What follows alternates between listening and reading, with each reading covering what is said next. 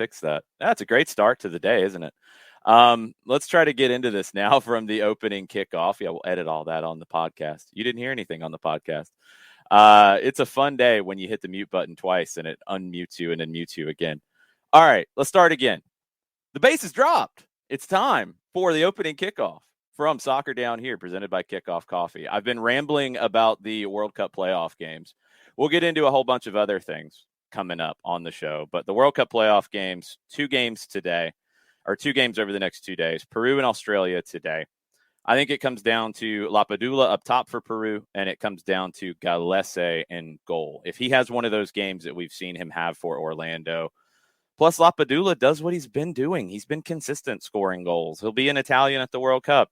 I know Nick Khalifi's thrilled about that. But if they can do that, they're a better team than Australia. Australia has not looked good in World Cup qualifying. They've been a big disappointment. They had to go through the playoff to get to this stage even. And they didn't look convincing there against the United Arab Emirates. I think Peru's the better team. They should do it. Ricardo Gareca would be getting them to back-to-back World Cups. Be an incredible accomplishment. And I think Peru should take care of business today. Tomorrow's more of a toss-up to me. I don't think there's as big of a difference between Costa Rica and New Zealand. I think Keylor Navas is probably the big difference. He has the capability of winning the game for Costa Rica. Of course, you got to find a goal somewhere in that. But Navas is the best player on the field out of those 2 teams. Will they find a way? I think so. New Zealand, you're really relying on Bill Tuiloma from Portland as the captain, with Winston Reid probably out. You're looking at Wood from Newcastle up top. I just think Costa Rica can take care of it. Now, the conditions are going to be a factor. Reports from Peruvian media on the ground in Qatar are that the temperature is supposed to be between 94 and 97 degrees for the match today. Now, this is one of the venues that does have the cooling system. How effective is the cooling system? I guess we're going to find out. If it was so effective, then why aren't we playing the World Cup right now? That's, one, I think, fairly reasonable question to ask. It's going to have a factor. We'll just have to see how big of a factor it does. Who does that favor in these games? I tend to think it favors Peru and Costa Rica, although that's not a definite.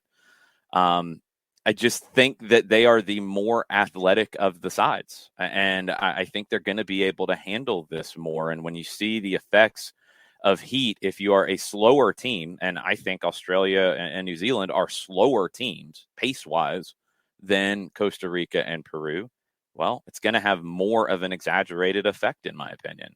So we'll just have to wait and see. I think Peru and Costa Rica are the favorites. The odds makers seem to believe that as well. Peru is the one that should get there. Costa Rica is the one that can get there, in my opinion. We've got more World Cup updates in terms of rules and such, or at least rumored updates. We've got more things to talk about with World Cup city announcements this week in the United States, Mexico, and Canada. We have some updates from north of the border. IFAB has been meeting about some things. We'll talk about that. Silly season is rolling and ramping up. We'll get into all of that. But first, if you've not ordered your Kickoff Coffee, and I know a bunch of you have, which is awesome to hear. Thank you for supporting one of our new partners. That's how we get new partners. When you guys support the partners, we get new partners, and we get to do more things, like have mute buttons that function. So when you go to kickoffcoffeeco.com, you use the code SoccerDownHere15. That gets you 15% off of your purchase. And know that 10% of the purchase, 10% of Kickoff Coffee's proceeds go to support soccer-based youth development organizations. I worked for one for over a decade, Soccer in the Streets. I saw the effects firsthand of not just getting to play and what that does for people. All of us who played sports, we kind of know the effects of sport and the power of sport, but all the other things that these organizations do. And they all have different approaches, whether it's getting kids registered to referee and getting work experience, whether it's disease education, whether it's, having a support system for education and setting the kids up with tutors. There's so many different aspects and avenues that soccer-based youth development organizations follow. Kickoff Coffee is supporting that with their dollars that they bring in, which is just an amazing thing. So we support Kickoff Coffee. Kickoff Coffee supports Soccer Down Here.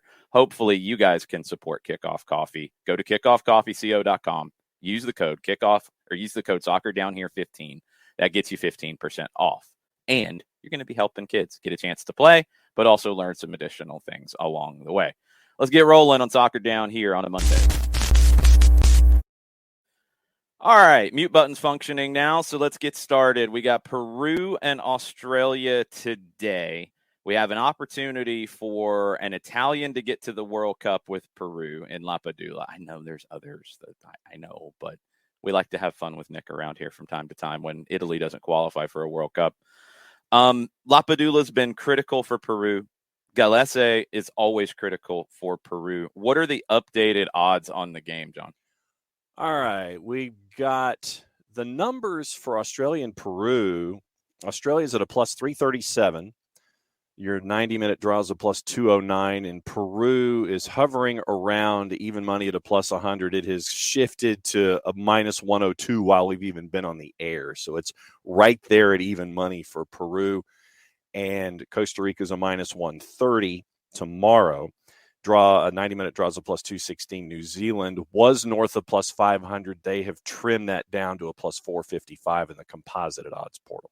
Now, questions for Peru about Yotun and Marcos Lopez. Yotun not expected to start here.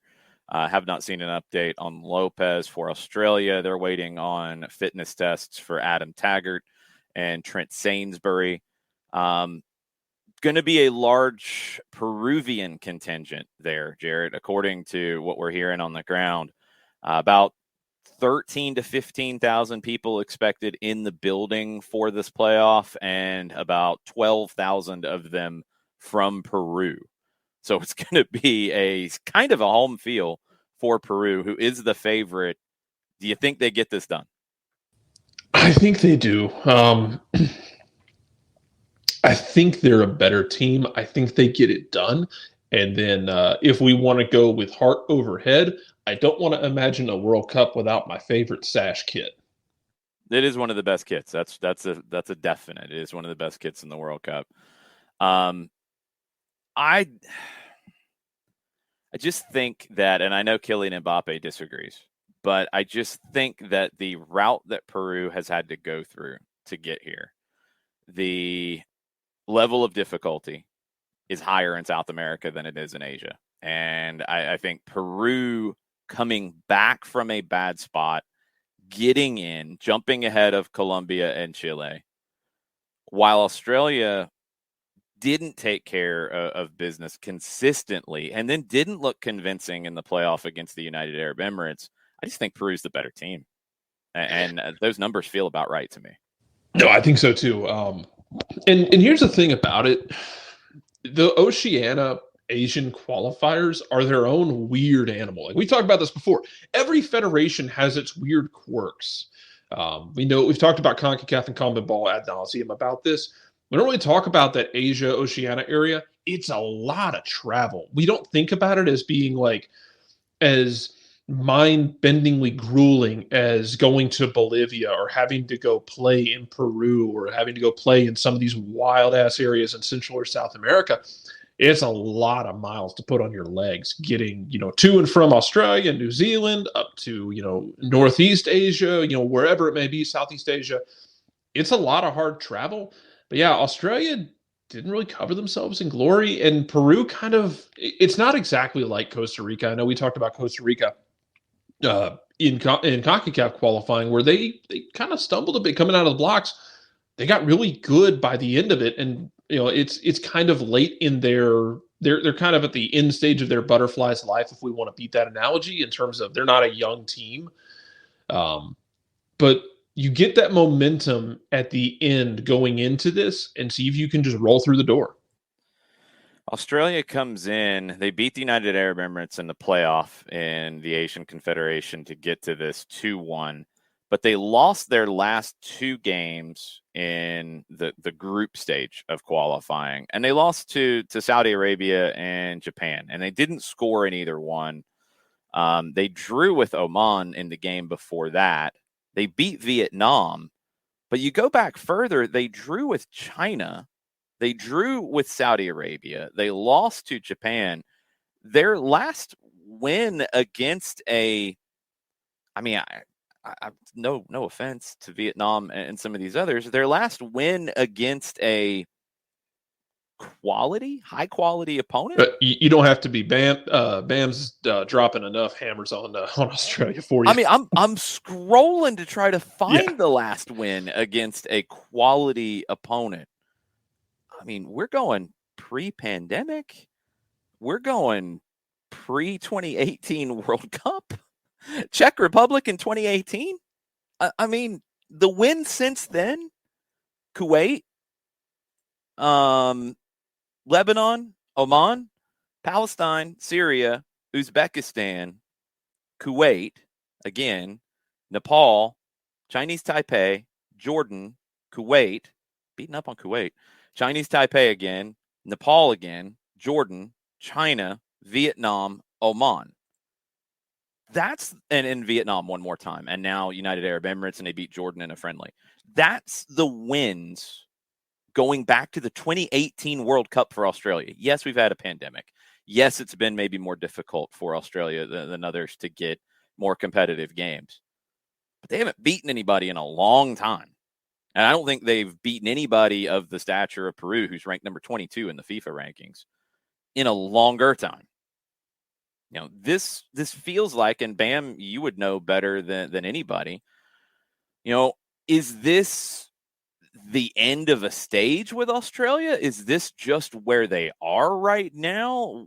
You know, what is it exactly going on? Because it feels like the move to Australia, or the move to the Asian Confederation from Australia, was supposed to be a move to get better competition and step up a level. That hasn't happened. And now, I mean, a whole cycle, again, with a pandemic. Again, there is a pandemic. And GH, Vietnam is not a bad team, but rankings-wise, if I have it, they're 96. So the 96 versus 22, massive difference. I have to look at the rankings of who they've beaten. That might be the highest ranked team they've beaten. Bam says it's Graham Arnold has failed before and failing again. But what has to change? Like, what is it? Is it the player development? Is it just not getting the most out of the squad? Modiflo says it seems like Australia has a lot of talented players. I'm not positive of that. You know, I can't get my finger on this one as to what the problem is. And it is a problem. I mean, when you go back through your wins since 2018 and that's it, it's a problem. If it's an old boys network, as Bam says, then yeah, that's a massive problem. And that's going to affect you at some point. If it's a good old boys network, sure, you can get games and you can get wins and you can get results and get things done. But that still runs out at some point. If that's all it is, then, you know, we've talked about the A-League in general and kind of needing a rethink and a refresh. And they had some financial issues. Again, pandemic affected a lot of things. I think it hit Australia and the A-League and just the game in the country as hard as it hit anybody else, maybe harder. But now you've got to find a way out of it and make a plan for 26, because I don't think they qualify for 22. I think they're out today. And I went to the other side trying to look at what New Zealand was going with their competition in the second stage, in the group stage in Oceania. Their group, they were in Group B. Papua New Guinea, Fiji, and New Caledonia. And with FIFA's rankings, Papua New Guinea is 162. Fiji is 165, and New Caledonia is 160. That's why Australia left Oceania, John. Because the quality of the competition is in the 160s consistently. You look at the other side of the groups, Solomon Islands and Tahiti. Solomon Islands at 137, Tahiti's at 164. And then you got New Zealand after that playing the Solomon Islands in the final to get out of that, and Solomon Islands 137. But again, John, that's Oceania right now. I'm not convinced that Australia is much better than New Zealand right now. And are you? No, I have not. I haven't. Then what's the argument? I don't understand what your argument is. Well, I just went to the other matchup, and I was sitting there. I know, and looking at both of the Central American sides, to me, is making it through. Peru's not Central American. Well, sorry, South America. Central and South America. Both of Peruvians those are going to fight you. Yeah, you're in trouble now. I know. Rand McNally's going to come after me. You're not allowed back in Las Brazos. Right. So I'm looking at both of the favorites getting through in should fashion. They both should win these matchups because of the lack of competition on one side with New Zealand and Australia not doing well and not being impressive with their competition, even though they left Oceania trying to get better competition. So I think that both the Central American and the South American sides should take care of business. I'm still looking at that odds of close to 100, and I'm going, that should be a larger margin for me than that minus 102 and a plus 348. It's a look at the rosters from Australia and New Zealand. Look at some of the talent through there. I'm not convinced that Australia and New Zealand are great sides, but they're not bums. Let's not start that one.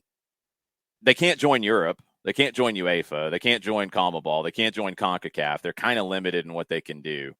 Australia got invited to join Asia because they were dominating Oceania. It was getting to not even be a contest. It wasn't helping New Zealand. Now New Zealand is in that situation. I don't know if they're strong enough to join the Asian Confederation or if that's smart business for them. Like, you are limited, and I think because of those limitations geographically, it's affected you more during a pandemic than any other time. So, I mean, to point out Oceania's situation, like, it's not like Australia should have stayed and they'd be in a better position. They moved and they haven't developed further. That's not on the Confederation that they should have stayed or shouldn't have moved or whatever. That's on the leadership. And Howie mentions Pro Rel coming to Australian soccer. Is that still on course? I don't know. I don't think it changes anything. Pro Rel in and of itself, and I know there would be a gong back in the day being, rattled and people. I have that gong somewhere. That's okay. You can keep it in the closet wherever it is. Fine. Because Pro Rel's not like the magic elixir here. It's not about Pro Rel because you don't have a number of second division Australian teams who are going to push the game forward right now. It's about growing the game. And if you need to grow the game with the A-League growing stronger, then grow it. And just to be clear, Howie, I'm not saying that's what you were insinuating. I'm just saying, like, it doesn't fix anything. The issues are bigger than that. It was the argument when MLS started. Like, they should have had Pro Rel from day one. Well, you wouldn't have had teams. Like, you wouldn't have had teams, period. People wouldn't have invested. You barely got enough people, and you didn't get 10 people to invest in MLS as it was. It's the same in the A-League. Maybe even more difficult because you didn't have an NASL to at least point to and say, hey, well, it can be done. Look what the Cosmos did. It can be done. You didn't have that. So, like, it's hard to do. And in leagues that are newer, it's harder to do until you get to a point that you have not just your first division strong and sustainable, but you have second division teams that can be first division teams and can be sustainable if they get moved up, and teams that can be sustainable if they get dropped down. Like, that's a lot of stuff. Had the NSL, absolutely, Bam, and I'm not saying like you didn't have anything, but you didn't have a team like the Cosmos that everybody, when I was a kid and I found the game in 1986, the Cosmos had been dead for a couple of years, but I still knew who the Cosmos were. And anybody who had been around in soccer at that time knew the Cosmos and knew that Pelé played there. And you had Beckenbauer in the league with the Cosmos. You had all that. So, like, you at least had that stuff to point to say, hey, investor person with a fat checkbook, we can get there eventually. This is what it looked like. It's hard to say. And then, yeah, bam, you also have the ethnic-based teams in Australia, and you had that here going further back. They didn't really make that next step up into the higher level pro here. It was more of you're going into the American Soccer League and lower divisions back in the 50s, 60s. There are still some of those teams around now, but they'd never be at the professional level here. It just wouldn't happen. Okay. A deep dive there, which is cool. And Bam, I'd love to, on another time, pick your brain deeper about the Australian game and what needs to change and where it can go.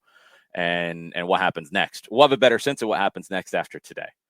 I think Peru ends up booking their spot, and I think they go. I think Costa Rica does it tomorrow. We'll talk a little bit deeper about that tomorrow. Some other things about World Cup related things. IFAB had an announcement this morning. They have permanently approved the 5 substitute option in top level competitions. It is an option. It is not written into stone that leagues have to do it. It is an option.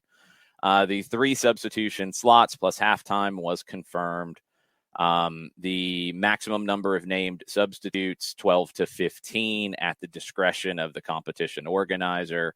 So you've got some more flexibility there. And I'm actually good with that at this point. 5 subs, I think, is fine. If you're going to ask the players to play so many games in such a short period of time, you need to have more substitution possibilities. And I'm good with that. I'll take that trade-off right now. And I think it gives coaches another opportunity to affect the game. And I'm also good with that. Some other things from the IFAB meeting. Members were given an update on the early results of the global trial with additional permanent concussion substitutions. Over 140 competitions are involved in the trials. And if you remember, they had options in what direction they could go with how the permanent concussion substitutions would work. So you've got a whole bunch of competitions doing it, but they're all doing different things. There is an extension of the trial until August of 23 to gather sufficient data to form a scientifically valid decision. Temporary concussion substitutes were reconsidered, but the members agreed that the trials should continue as they are, which are the permanent substitutions. This is not really easily clarified because when you go back to the initial conversations about concussion subs, it was temporary subs is where everybody was initially. Then you had some studies, and this is why IFAB and FIFA went down the road of the permanent subs. You had some studies come out when that was approved saying that the temporary time frame did not increase the actual knowledge of a concussion. It didn't get the decision right enough. It didn't. I don't know if it got it. I don't have the study in front of me. But that was what they based their change from going temporary to permanent. Well, now there's an open letter about temporary concussion substitutions. Dawn Astle, who is the daughter of England and West Brom former striker Jeff Astle, died in 2002. He died of a brain condition normally linked to boxers and caused by heading footballs, the old leather waterbound footballs and the old English style of play and of training that you're going to be, or in that time, you were going to be heading the ball a whole lot more than you would in some other parts of the world. Their foundation, along with quite a few others, have signed this open letter to FIFA and IFAB asking them to include temporary substitutions. Dawn Astle said, "This is completely unacceptable. Too often we are seeing players assessed for a complex brain injury on the field of play with the noise and intensity of a football stadium and continuing the game only for them to be replaced later on." That is true. We've seen that happen a fair bit. This demonstrates that the current guidelines are failing to prioritize player safety. Change is long overdue. I don't know if that's the answer either. This is way above my pay grade. I don't know if it's the solution. I would need some clarification on how you would do the temporary substitutions. My kind of spitballing at this, and I'd love to hear from you guys what you think. I think there would have to be a minimum amount of time that would be given for the temporary substitution because you don't want it to be, if you're going to go to that length, it's got to be, minimum 10 minutes, probably more. I don't know the time frame yet of what that would look like, but there's got to be a minimum time that the player would have to be off and get assessed. I would probably need some more study on how they would be assessed because, concussions are not always evident immediately, 5 minutes, 10 minutes, 15 minutes. Sometimes they're not evident until the next day. There's not an easy answer here. So, and trust me, I'm as sensitive to concussion substitutions and concussion issues as anybody, as somebody whose life has been changed by a concussion. But I don't know, Jarrett, if this is an easy solution. I don't know if adding temporary substitutions just immediately fixes everything either. I don't know. I don't know the right approach. I don't either, because we've talked about it, and it makes sense in the sense that like you want to have those temporary subs to get someone looked at right away, but the symptoms don't always present themselves immediately. Like I've been concussed because I got kneed in the temple before in a basketball game. It was very clear that I was concussed in that moment, but it's not always clear in the moment that that's what's happened to somebody. So you can run that temporary sub out there and you get them checked out and you're like, okay, you okay? He's passed his protocol. She's passed his protocol. Okay. Can we put him back out there? Are they ready to go? Are they able to do it? Okay, cool. 20, 30 minutes later, may not be feeling so hot, or, right. A couple of days later, things start, you start having those symptoms. I mean, like you said, every brain is different about this. Every hit's different to every brain too. Yeah, and Justin Morneau was a fantastic first baseman for the Minnesota Twins. Dude's career got completely wrecked by concussions. Wasn't catching. Wasn't taking foul tips off the mask like I did when I was a kid, or getting home plate collisions, which surely gave me at least some stuff. But or like Joe Mauer dealt with. But it's so weird because some guys seem to go through all these, and they get rattled and they come back and they're okay. Others, it'll end a career. And it's just so impossible to tell, but it's so hard to nail down those symptoms and to nail down, okay, are they okay? Well, we don't know right now. We don't know. Even if they don't present symptoms the first 2 minutes when you're doing that check, things might not be okay. And it's so hard to tell. So I'm great with the temporary sub because you can get those immediate tests and maybe someone passes it, but then at the same time, you got to be ready on the drop of a hat because you don't know when that time bomb's going to tick. Yeah, I mean, I'm not 100% sold on the temporary sub that fixes it. I don't know if it's 100% fixable. To be 100% correct every single time that yes, this player's concussed. We know in 5 minutes, we know in 10, we know in 15 they should be substituted. I think as alongside of this, because that answer to me should be guided by doctors and scientists.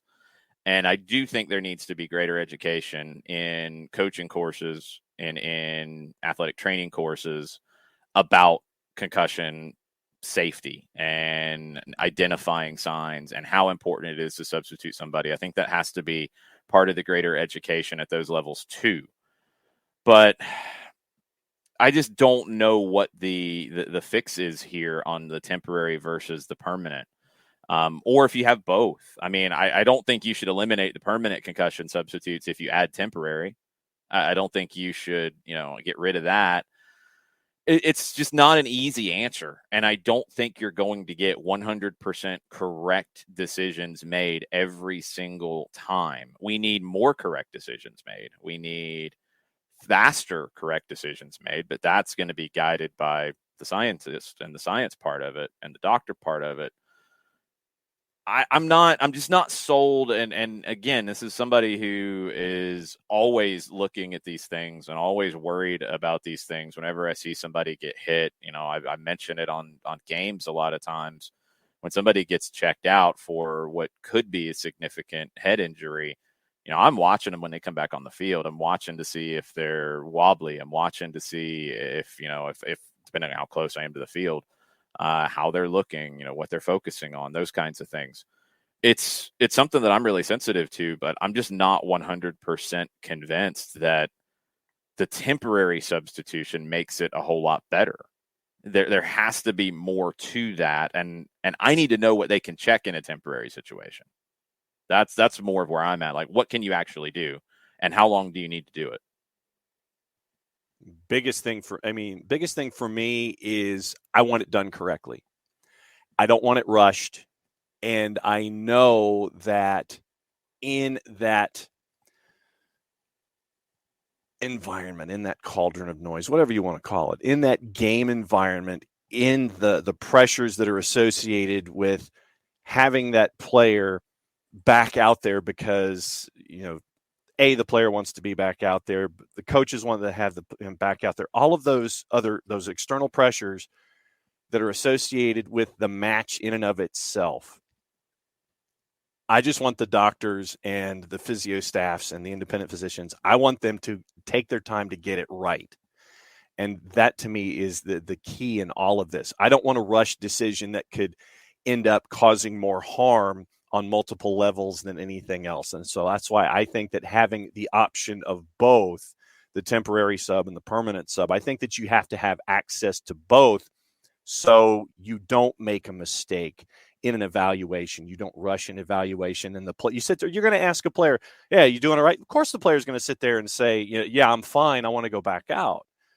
But I think that you have to have the time to sit there and evaluate the player, despite the player's possible protestations about wanting to go back out there because you don't want to let your teammates down, you don't want to let your team down, et cetera. I think that you've got to get it right, first and foremost, whatever that entails. I don't know if temporary gets you right, John. That's what I'm saying. Like, I don't know if the temporary sub option gets you to the right decision. How does it get you to the right decision is what I want to know, and what I would want more parameters on. I think if you're going to do it, you have to set a minimum amount of time, and I would probably start at 15 minutes, because otherwise, why are you doing it? Why aren't you just subbing the person out and immediately? And it's good to hear Byrne mentioned on the Twitch pitch that at the youth level in Georgia, from his experience, it's been very clear very quickly that people are taking it seriously and subbing kids out if there's any question, which is good. At the youth level, there should be no question. I don't even want to give youth coaches temporary substitution options. You can sub guys in and out. I know. I don't even want to give them that thought process. I want them to take kids out and deal with it and not put them back in. That's if there is any question. If it's a ball to the face and, yeah, you need to check, okay, check on it. If they get hit, they're fine. You can go from there, because that happens. Not every head-to-head collision, not every ball to the face, ball to the temple, not every elbow, not every one results in a concussion. That also needs to be understood. And that's what's so hard about it, is there's not these like hard and fast things that like, oh, yep, obvious concussion. It's not that simple. So 15 minutes for a temporary sub.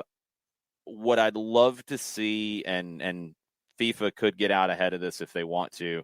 I know they've got their permanent trials and figuring out what the permanent coding would be in the laws of the game, and they need to sort that. But I'd like to give some league the opportunity to have a 15-minute temporary substitution. Because, John, the reason why I push back on a temporary sub fixes everything and just, oh, well, that solves it. A coach isn't going to want to sub a starter for a bench player for even 15 minutes.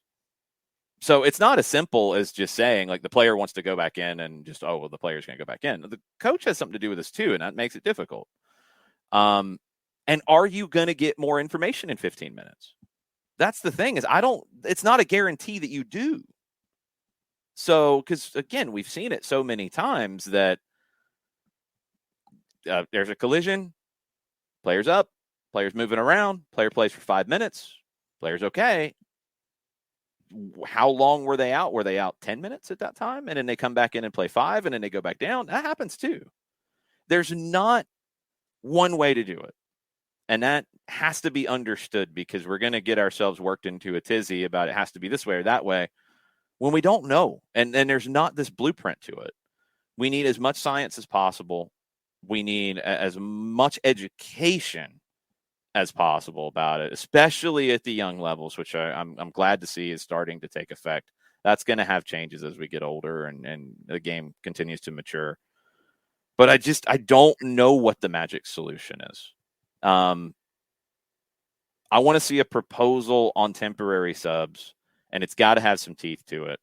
And it can't just be, oh, you can use it whenever, and then they're out for however long you want them to be. No, there has to be some limitations and some rules to it. We'll see where it can go. It's just not an easy answer. and we'll have to see where it goes. Now, one other thing from IFAB's discussions, the AGM was updated by FIFA on innovations that could allow more competitions to use VAR technology, a VAR Lite program. We talked about it when they started the trials. It's just a smaller version of VAR. I don't think it needs as many cameras, those kinds of things. It's been trialed in over 100 matches. Successful tests are also going on with systems to help video match officials determine offside situations more quickly. It's the, quote, semi-automated offside technology. That is working well, and that is potentially going to be available for the World Cup. FIFA are confident that they will have it in place for that. Trials are continuing. Significant progress has been made. They tested it at the Club World Cup. It went well, according to Gianni Infantino, and they are planning to bring it forward to the World Cup, and they'll make the final decision closer to the tournament. It's not, and I don't think the way it will work is exactly like black and white with the semi-automated. Like, you're not going to get a buzz that the AI system says, yeah, he's off, but you'll have the information faster. And maybe, and some of the conversation around this is that maybe it will then prevent ARs from keeping their flag down. And I know that's been a talking point for a lot of people. We have not seen the amount of injuries that people were worried about because flags have stayed down and you had play continue. I can't think of one that I've seen in that situation, but there's times where it's just too much. And there's times where, late in a game where you're having to blow a sprint where you might not have any sprints left, and you're having to blow a sprint to deal with one where the flag stays down. One other thing about referees, Jarrett, Dale Johnson with a great piece over at ESPN about VAR and the effects on the game, and specifically coming from a Premier League view, which it is entertaining that there are no video assistant referees from the Premier League going to the World Cup. The only of the big 5 leagues in Europe that does not have any video assistant referee going to the World Cup. One thing that he got into, and it hasn't really borne out yet, and it's something that I've talked about that I think we'll get to eventually, is referees being more reluctant to call penalties and letting VAR sort it out.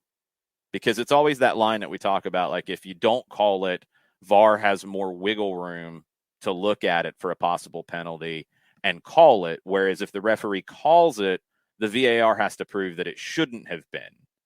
And that's a more narrow, it's a little bit harder to prove sometimes.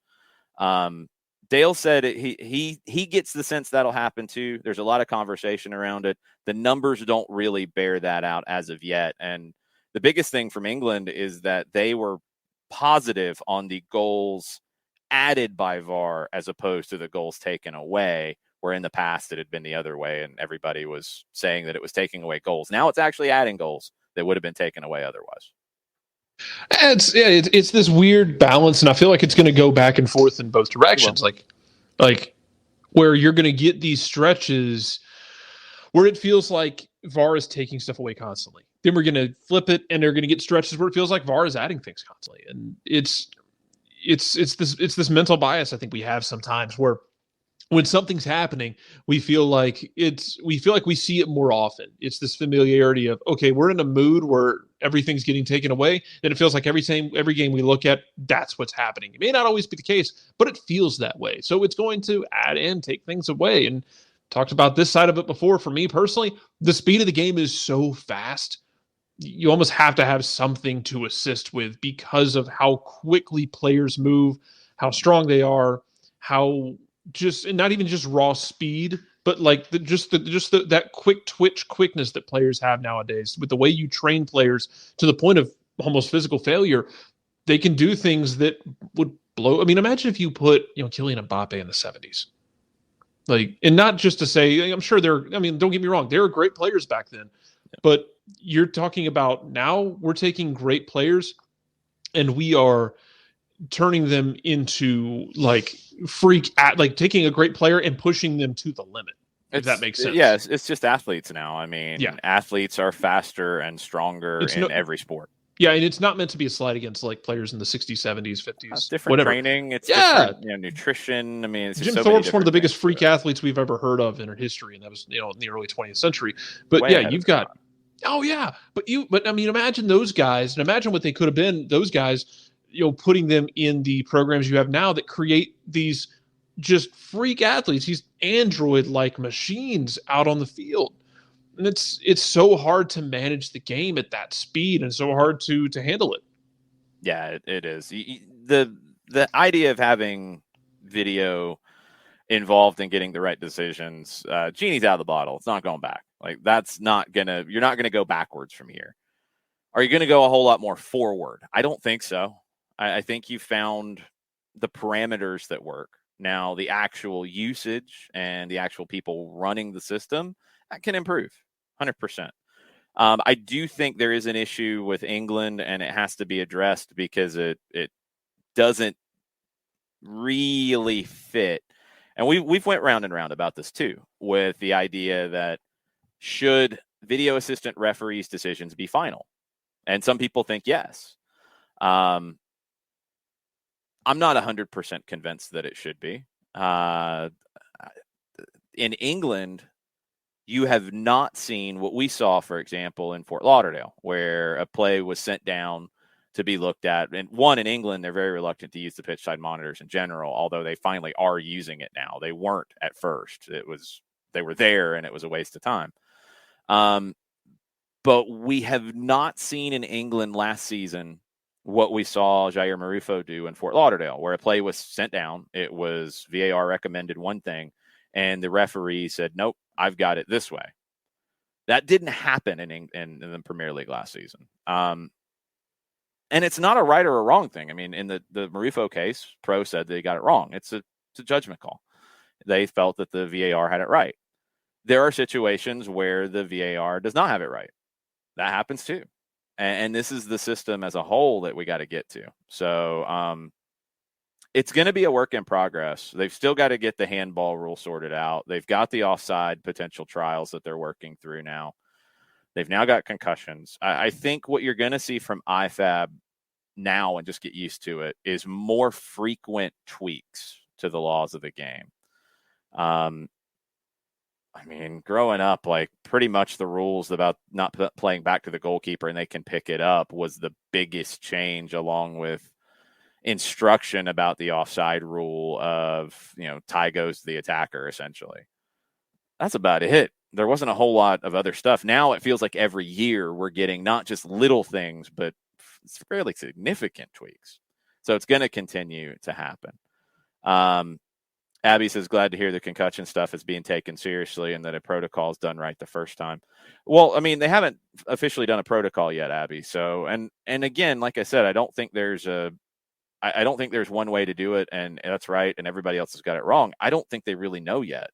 I don't know if the education is out there. I don't know if the detection is to a point where you can set a time limit on it yet. I think they're working through it, and I'm glad they are.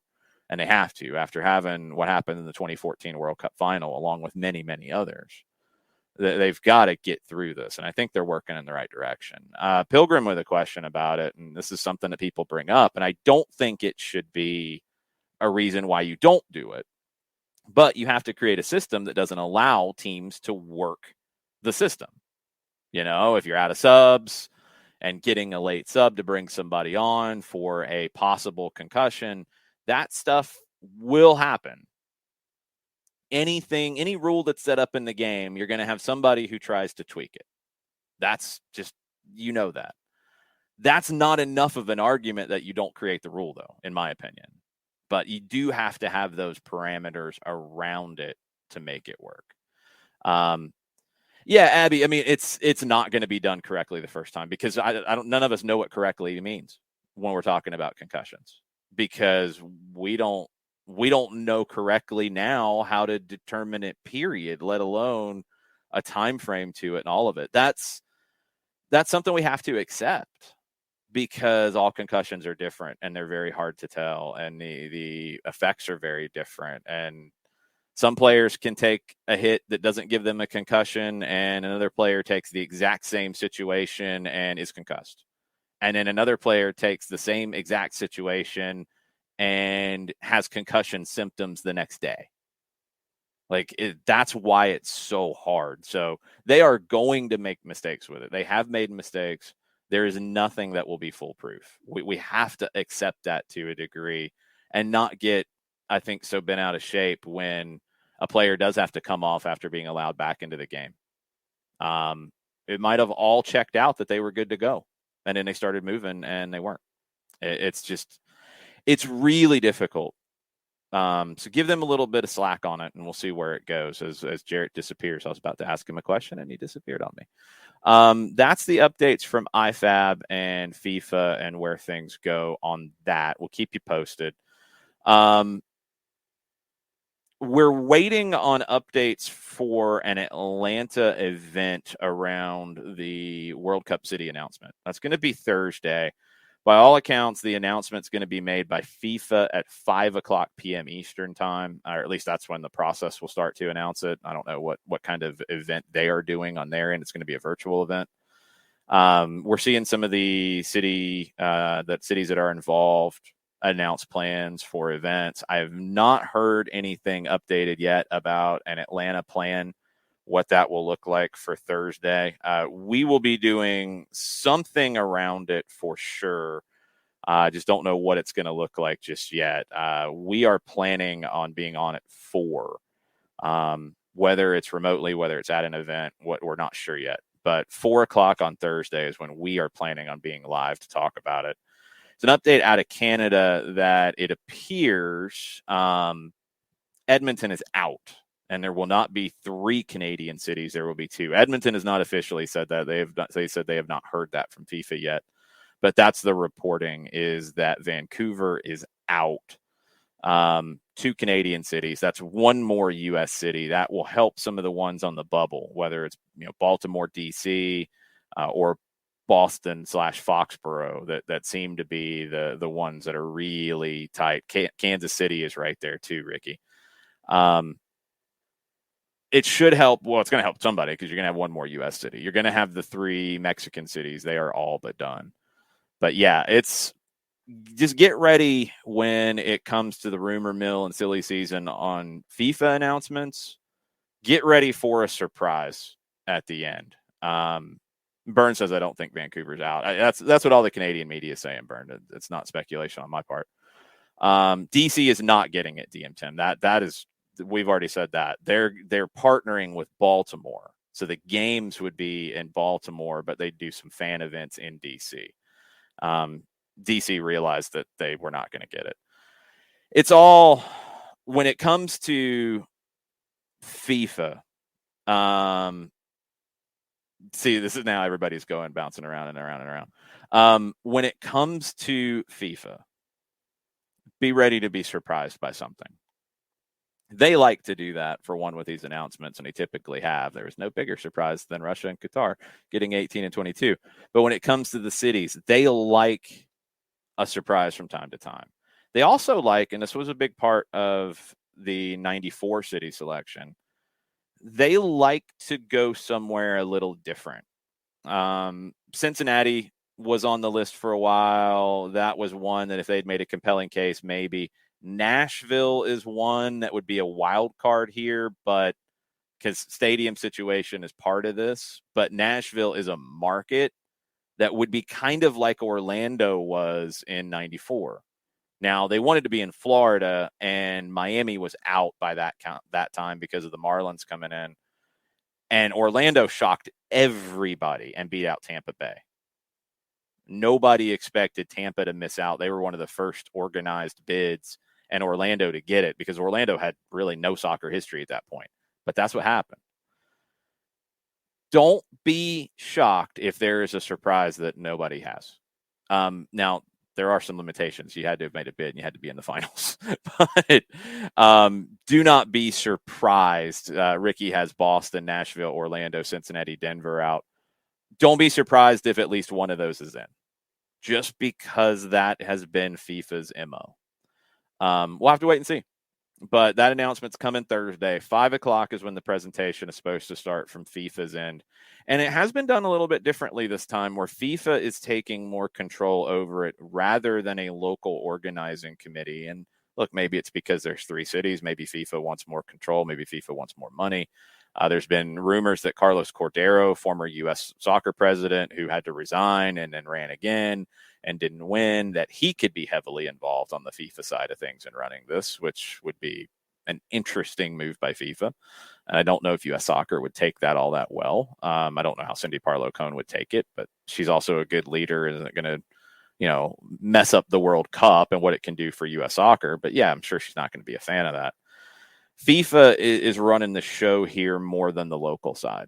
So this is going to be done a little differently than it's done in the past. So stay tuned for our plans, but 4:00 is when we're expecting to be on, and I don't know from what location yet. Might be here, might be somewhere else. We'll just have to wait and see. So stay tuned. Make sure you're following all your Atlanta sports and soccer accounts for all the latest on what could be coming up on Thursday. Yeah, frankly, as you were talking about it, word just came down from the Atlanta Sports Council. Well, there you go. See? You speak it into existence. Exactly. And it's going to be at MBS, at Mercedes-Benz. Media check-in begins at 4, announcement slated for 5 to 6. FIFA's press conference to follow at 6:30. Members of the Atlanta World Cup bid committee will be offering remarks starting around 7, one-on-one interviews to follow. So we have the official invite from the Atlanta Sports Council. Looks like it's at Mercedes-Benz Stadium with media check-in to begin at 4:00. All right. So we will be somewhere in that vicinity.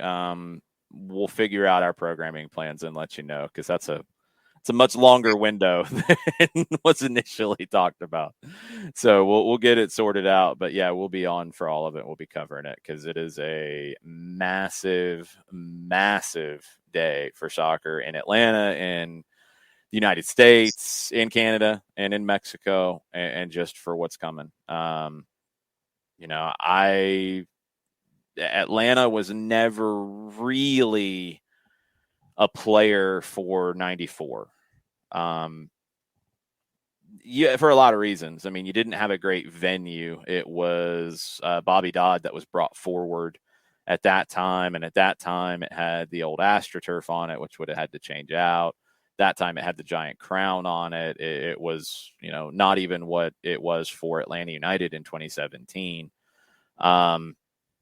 You didn't have the Atlanta Stadium option at that time because there were some questions. Well, you had the Braves first off, but there were some questions about what would be happening in the long term. And one of the biggest reasons why you didn't have Atlanta in 94 as a major player is you had the Olympics coming, so like that was eating up all of the oxygen around it. And once that came into the fore, and I can't remember the timelines exactly, that trumped everything. And the World Cup bid was kind of like, yeah, it'd be nice if we get it, whatever. Well, sure.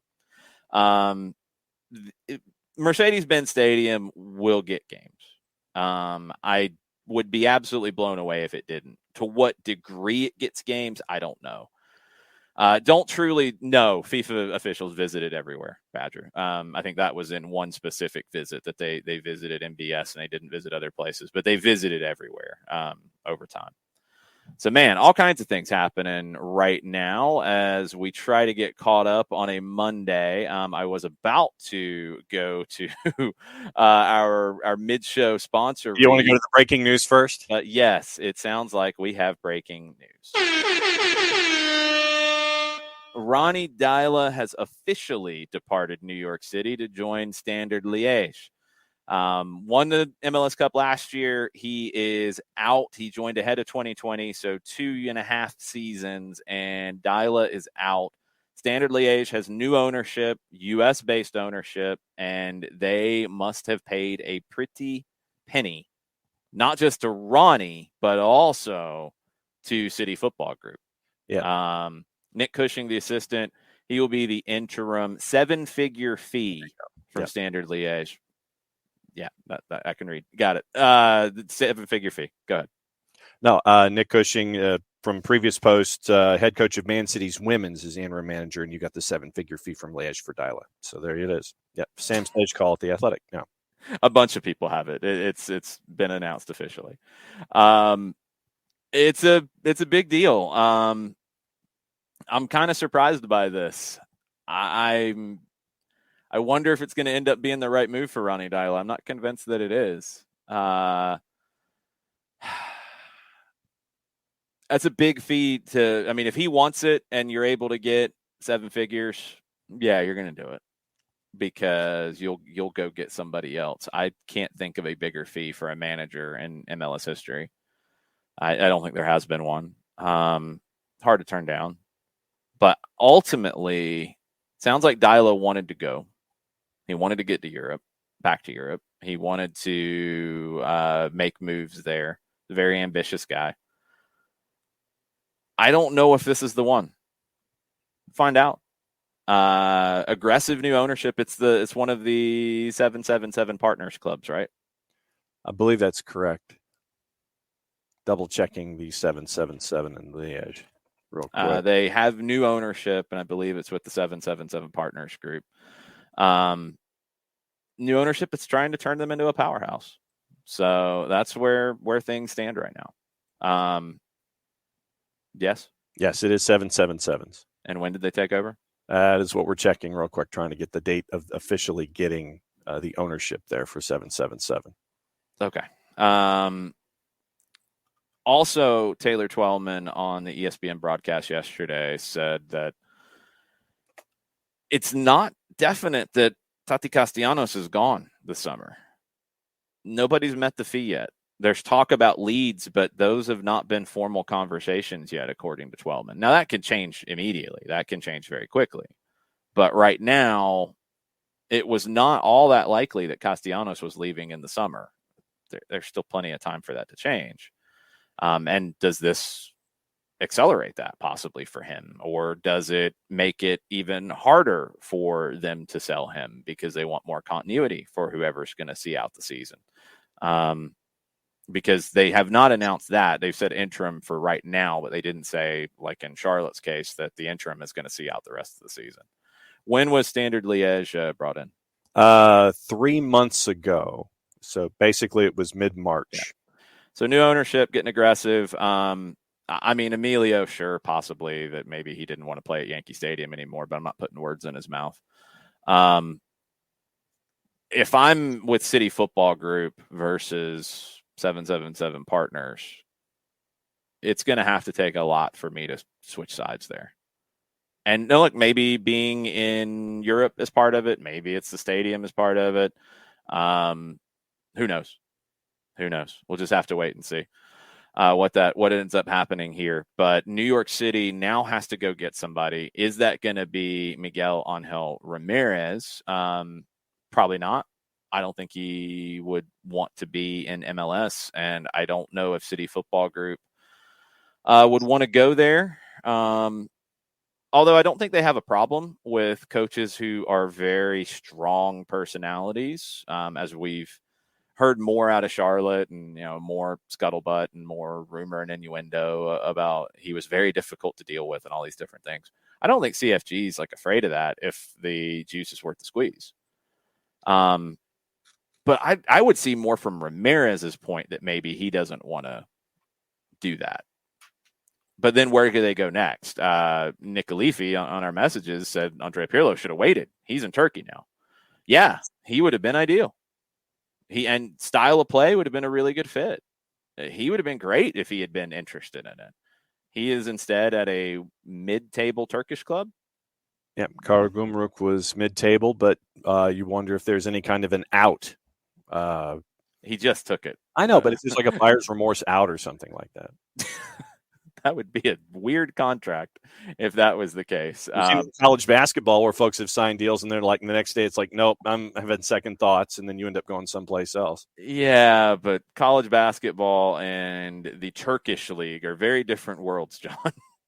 Do you think Turkey's going to give him an opportunity to leave? Come on. I'm not buying it. And then the question is it a better fit for him? I think it is. I think he'd have a much better chance to be successful and turn heads in New York than he would in Turkey. But would he see it that way? As somebody who's grown up in the European game, I don't know. I don't know. Interesting times. More MLS stuff coming up in just a bit. But, John, before we do, tell us about our good friends at Eliminize. I could certainly do that. QR code over my left shoulder for those of you watching on Twitch. For odor-free, clean, fresh air, one place you need to go. It's Eliminize service, deodorizing enclosed spaces like houses, apartments, and condos. Created a customized solution that eliminizes all organic odors, including those like pet, cigarettes, and food. Realtors and property managers use the Eliminize service to eliminate bad odors to help them sell or rent their homes that much faster. It's a turnkey process that makes it easy to work with those realtors and property managers. Kind of the environment. We like that these days. Very green way of going about things to get rid of odors without any kind of toxic residue whatsoever. Different than our favorite masking agents that we have under the sink, because when you reach in under the sink, you spray the masking agent in the air. That's all you're doing. That's why it's a masking agent. Masks the odor. Doesn't attack the problem all the way down to the molecule like Eliminize does. It's a proven scientific formula that does exactly that. 2 ways for pricing to make it very easy for you, either by the cubic foot or parts per million, to come up with a price that's affordable for you. Results offered in 24 hours or less. And if you have any other questions, go to the website, eliminize.com. But do us a favor here at SDH, after the .com, go /Atlanta so they know what part of the world that you are talking to them from. So your full homework assignment, ELIMINIZE.com /Atlanta, eliminize.com /Atlanta. For odor-free, clean, fresh air, one place you need to go. It's Eliminize Service, proud sponsors of Everything on a Monday, SDH. All right. Plenty more stuff to jump into quickly before something else happens. Griffin Yao could be headed to Belgium as well. Westerlo are in advanced talks to bring him in. Yao, 19 years old with DC United, 32 MLS appearances. A player I've always really liked. It's sounding like it would actually be a free transfer, but with a bunch of different escalators in the deal, which is kind of intriguing. Montreal extended Olivier Renard's contract. The sporting director was hired in 2019. He's now on the team's executive committee as well. So Montreal keeps their front office intact. Yesterday, during the Sporting Kansas City New England Revolution broadcast, Taylor Twellman at halftime went into a silly season update. Kansas City bringing in Eric Tommy and William Agata. Tommy's a 27-year-old German. He's been with Stuttgart for the last 4 years.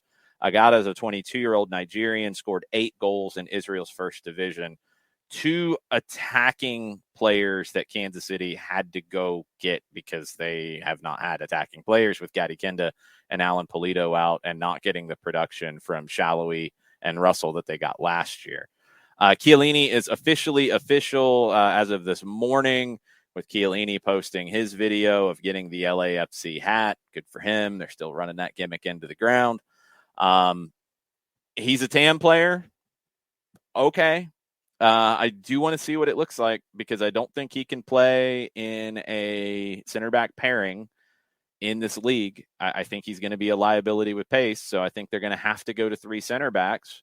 And does that work well for them? And then, there's that whole other thing about Carlos Vela. It is the 13th of June. His contract's up June 30. And we've not heard anything in a while from really anybody about what's next with Carlos Vela. Chelsea are the ones who look like they're going to win the Gaga Slonina sweepstakes. 10 million euro bid from Real Madrid was rejected. Chelsea is the one that seems to be a little more aggressive in getting Slonina. That would include a loan back to Chicago, at least for the rest of this year. Probably should be for 18 months would be the smart play if you're there, because he's going to play more and it's going to be a good spot for him. We'll see if Chelsea does that.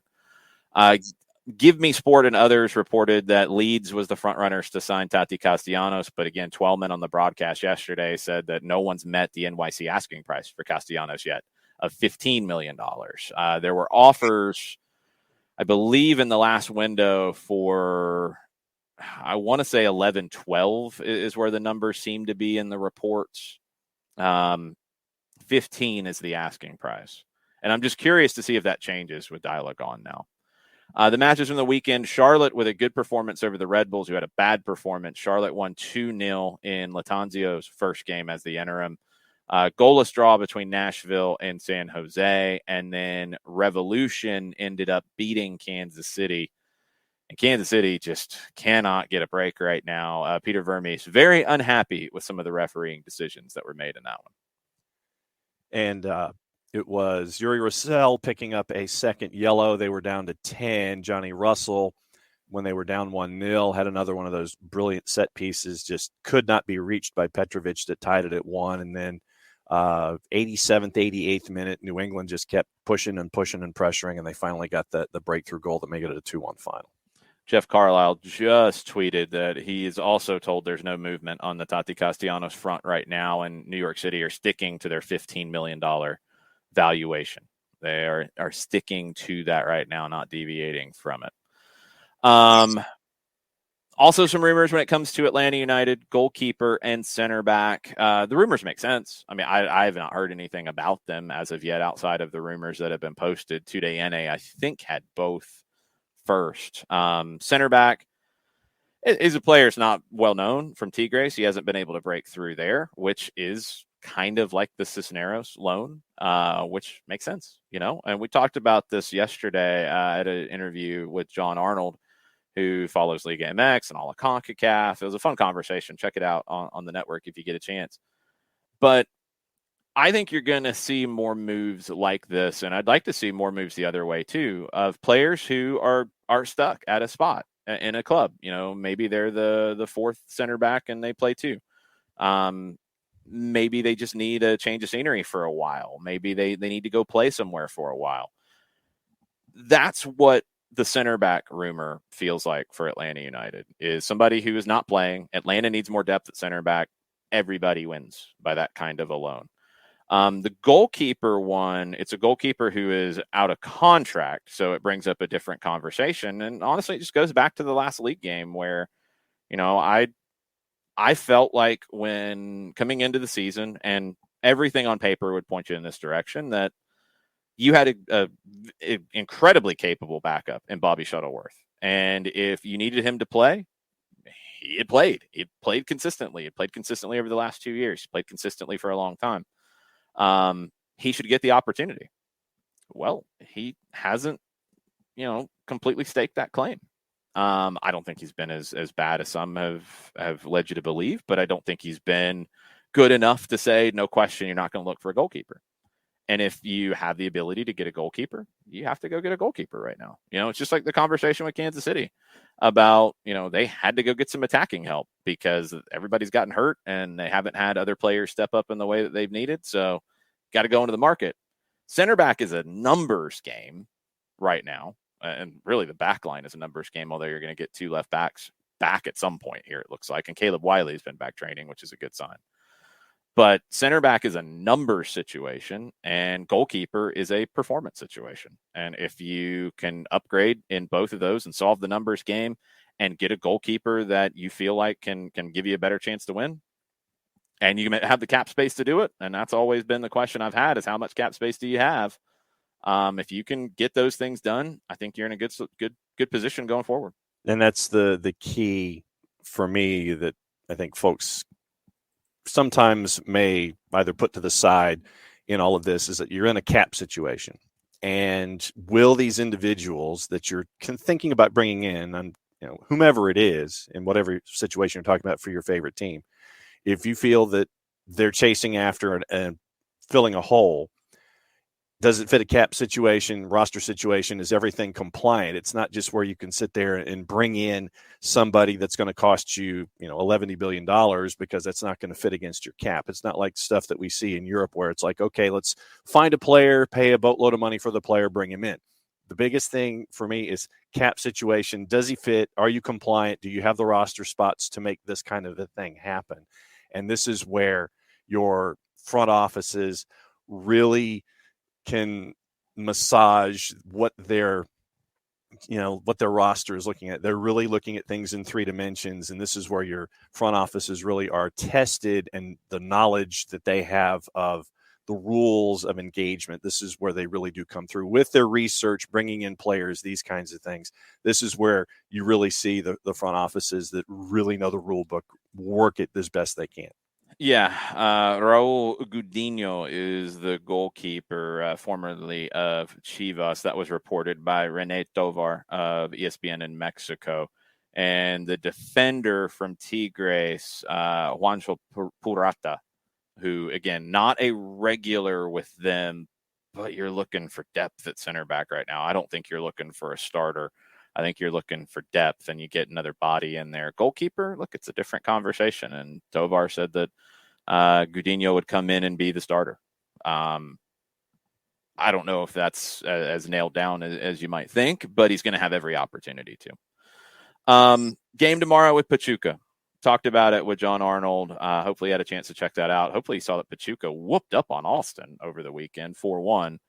Austin went kind of first choice in the first half. Both teams rotated a good bit. It's not 100% Pachuca's first choice. There are some questions on if Ibarra from Ecuador will join them here, or if he'll be given some time off after playing with his national team. It's kind of a weird timing, and the World Cup's part of it for the Liga MX teams right now, because they just finished the season not long ago.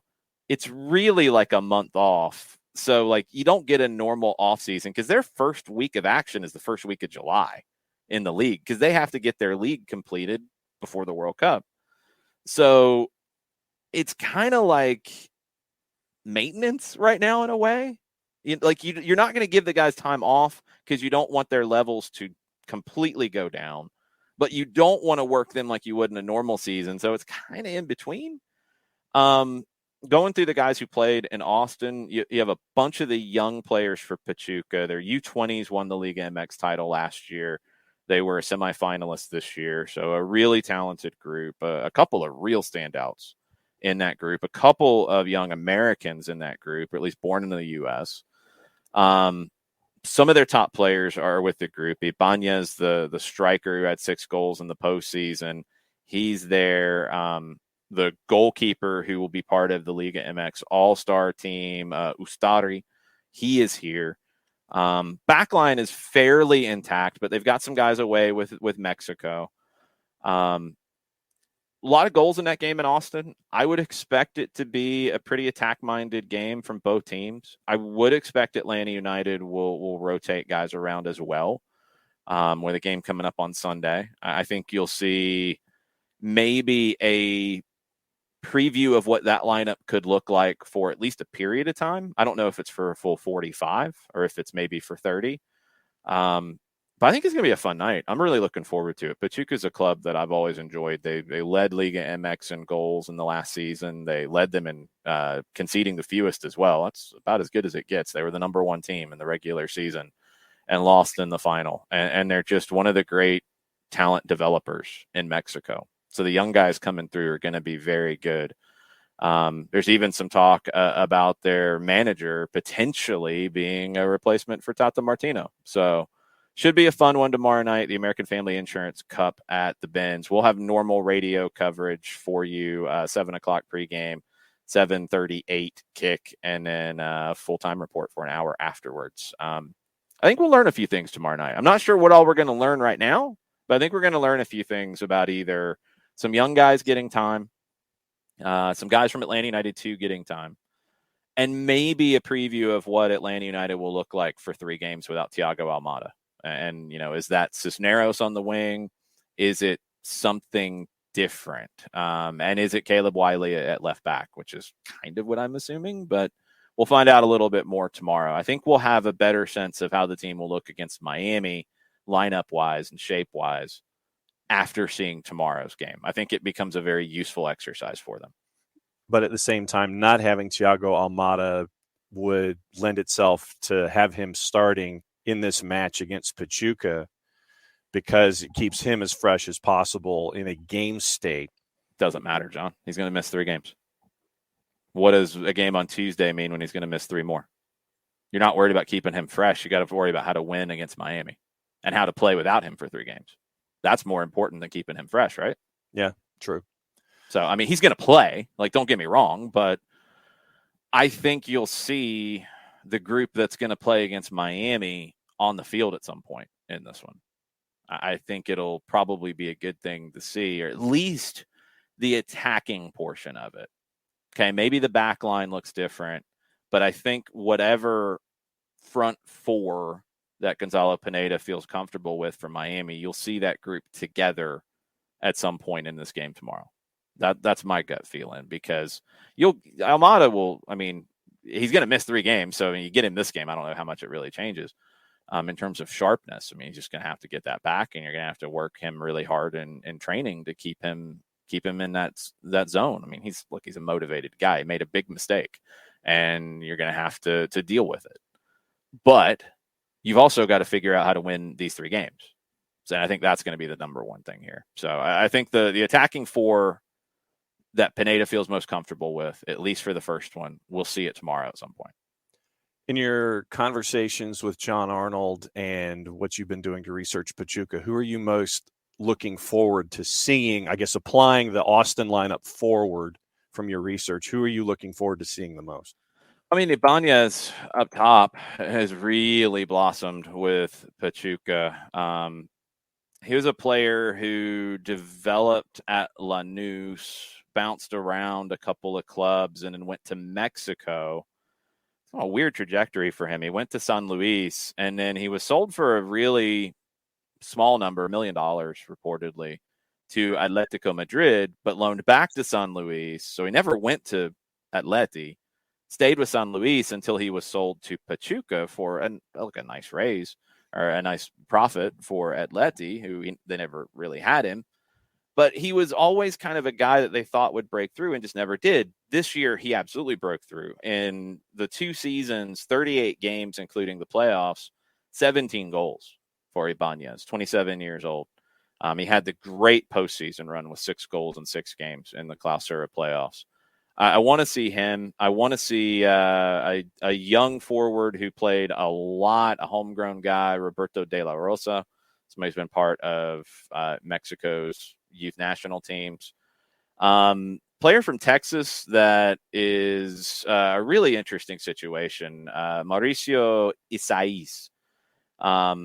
Predominantly, he's played with the U20s. He has played in Liga MX just a little bit. He was born in Texas. He showed up on Morelia youth teams, the Fuerza Básicas, like the academy. Showed up in their U13s as a registered player, and then kind of disappeared.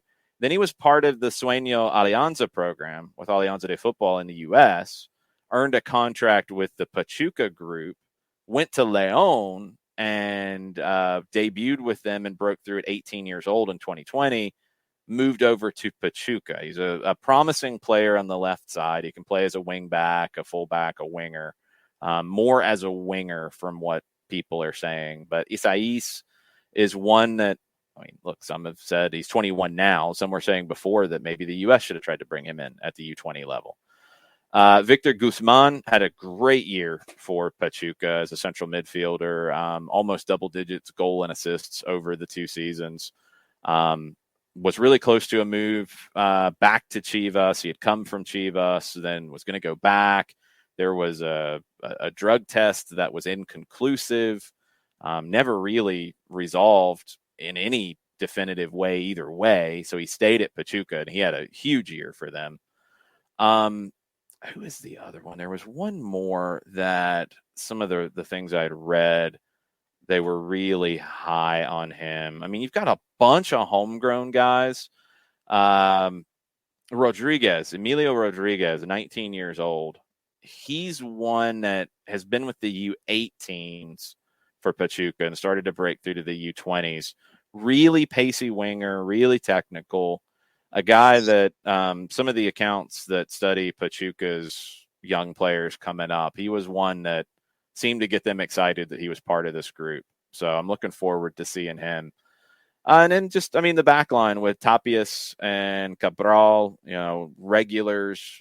Cabral, especially, a 36-year-old Argentine veteran. He played in La Liga. He developed at Racing. He spent time with River. Played over 200 games with Celta de Vigo. Just a leader in the back. Good player. I mean, how excited are you to see a veteran center back at this stage? He's not going to move the needle too much, but he's a good player. And these are the kind of guys that Pachuca's brought in to supplement developing the majority of their squad. So a bunch of guys there that I'm looking forward to seeing. I just like the approach Pachuca has. They play a fun style. It's going to be a fun game. I think it's going to be pretty wide open. And we'll see how Atlanta blends in some young guys. Do we see Noah Cobb? Do we see, any of the guys from the twos that have been impressive? I'd have loved to have seen Nelson Orji in a game like this if he was healthy. Do we see an Aiden McFadden? Do we see a Robbie Mertz maybe get a little bit of time? Emenike is another one who is new to the twos that I had a chance to see with the U19s that I really liked. Really curious to see what the approach is going to be here. But more than anything, on the Pachuca side, young talent I'm looking forward to seeing, just the general attacking style. For Atlanta, I want to see where we get that glimpse of the front four without Almada, because I think we'll see them get a run out at some period in it. Maybe it's the start of the second half. Maybe it's the start of the game. Who knows? Is this 40,000 setup or a full setup at MBS? 40,000 okay. setup. And have you heard anything about how many Pachuca fans are going to be in the building? No, I have not heard. Okay, because I didn't know what the allotment was. If it was like the standard 42,000 where they have the one section that we have under the press box, or if it was more. No, it's not like any of that.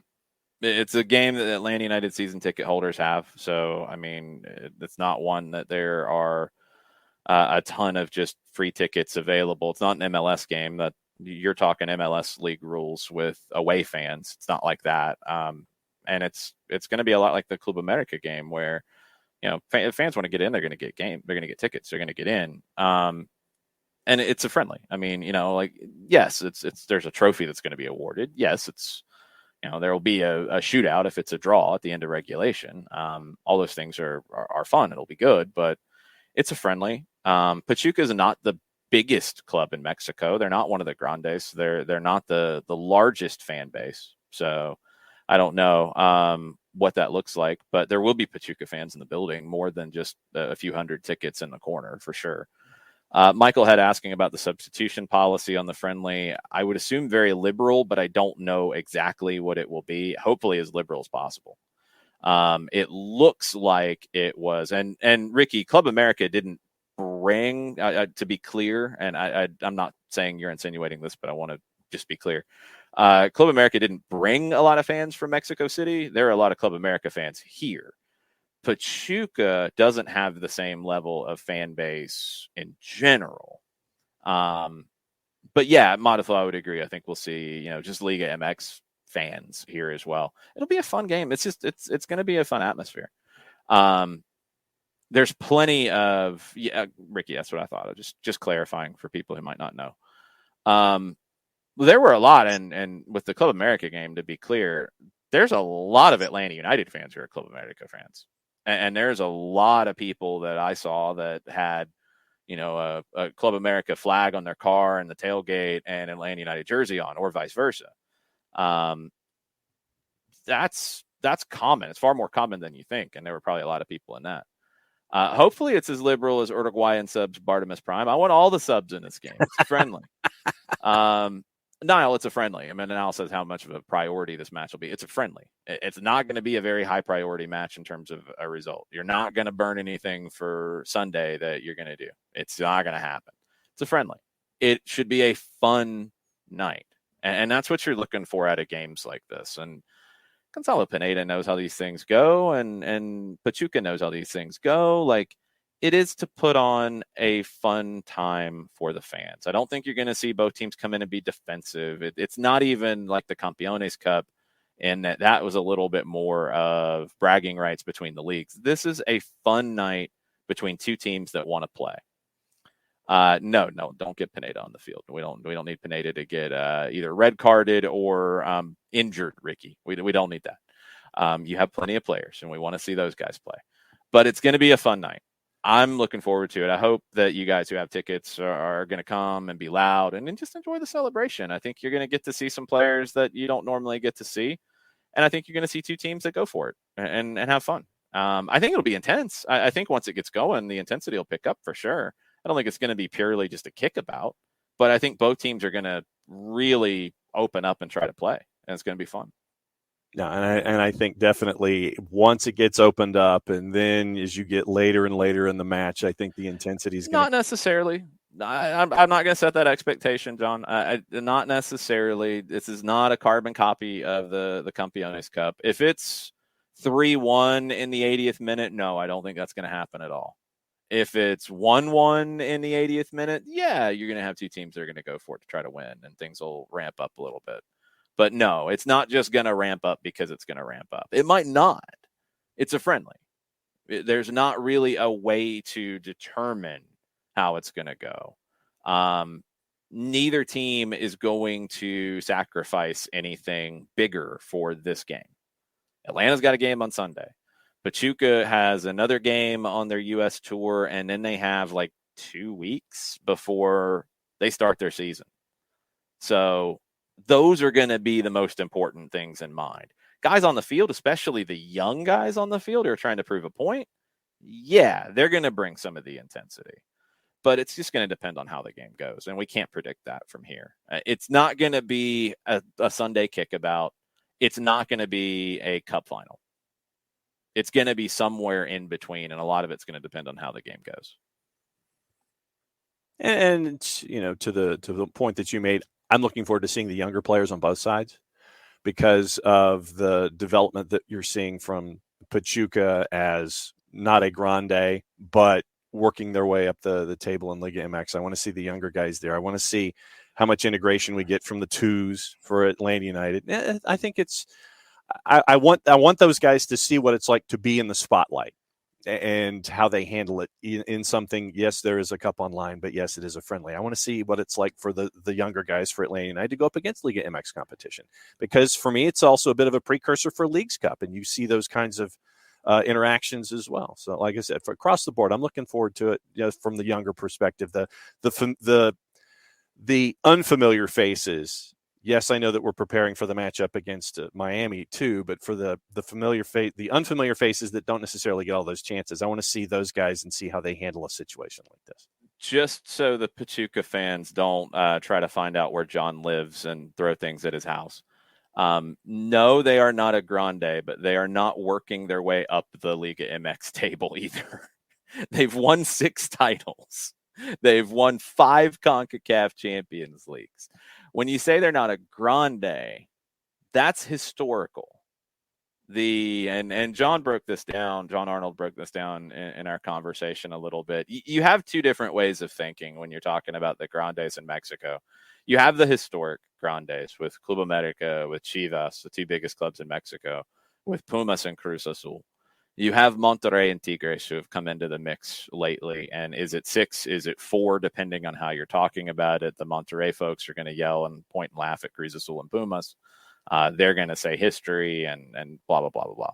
Pachuca is not one of that in any which way. But no, they're not just working up the table, though. That's an incorrect. They were the super leader last season. They were the best team in the regular season. They're the only Mexican club to win the Copa Sudamericana. The reason why they're not a grande is most of their success comes after the year 2000. So they are a club that has developed later, but it's not like they're not Leicester, who popped up and had 1 year. Yeah. It's not that. So Pachuca fans, Tuzos fans, Gophers, please don't throw things at John Nelson. Please don't do that. They are a team that I have always had a ton of respect for since I've followed Mexico more closely, which is in the time that Pachuca has been better. That run in the Copa Sudamericana, I watched the final. I remember watching it. I loved Calero. I had a pair of Calero boots that I played in the Silverbacks leagues in. I think Concord made them, if I remember right. They were orange and they were obnoxious, and I loved it. But yeah, he was an amazing goalkeeper. Pachuca since then they've been a grande since then. It's just they're not a historic grande because they were kind of a yo-yo back and forth before 98. They'd be up for a little bit, they'd go down for a little bit. But 6 titles, 5 Champions Leagues, a Copa Sudamericana. Yeah, they're legit. And it's important to specify that because if you're an Atlanta United fan, you don't follow Mexico very closely. Calera, absolutely one of the best forward keepers in Liga MX, Colin.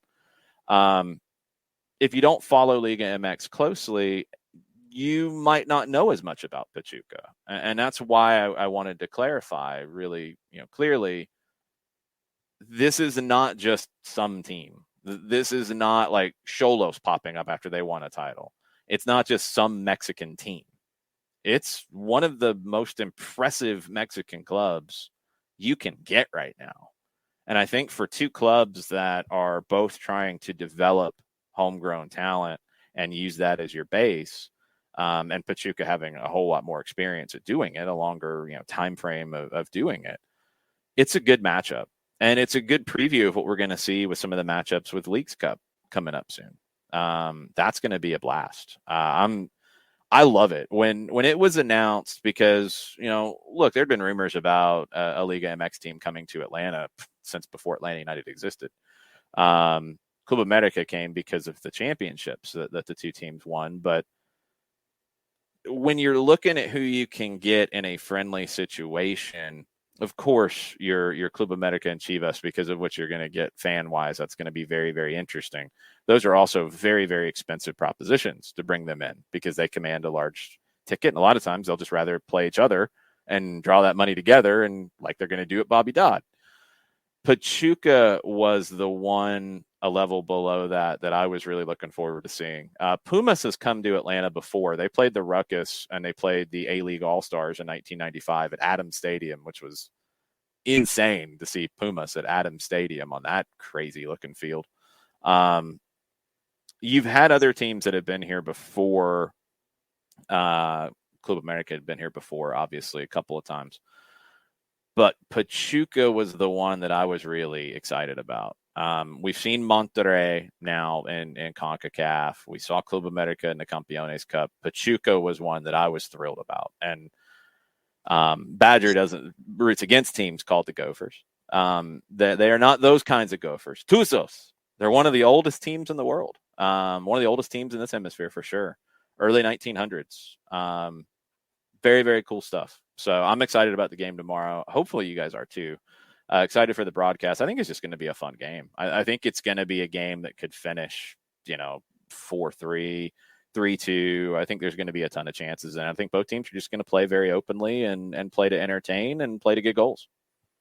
And that's what I was thinking. Something in that 3-2-ish kind of a vein, just the wide open style where the players can – the artistry that they have inside their head, it can be shown that, you don't necessarily get to see it all the time in situations like this. But no, I was thinking there was going to be a lot of goals scored, but I'm looking forward to seeing the imagination from a lot of the players that are going to be out there tomorrow too. All right. Other things on the board, and we'll get some questions before we wrap up. I think we'll have a little bit of time for that. Puerto Rico and St. Lucia are moving up from League C to League B in CONCACAF Nations League. Most of the groups are going to be decided in March, but we have a couple of confirmations moving up. Rumored innuendo worldwide, Darwin Nunez. And John, your English media has still not learned what the tilde is. All of them. It's very frustrating.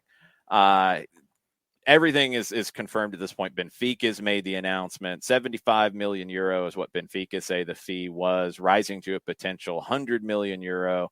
Liverpool's record transfer is the 75 million pounds paid to bring in Virgil van Dijk. So 75 million euro, 64 million pounds. If the add-ons are hit, it would go up to 85 million pounds. So this would be Liverpool's biggest transfer signing.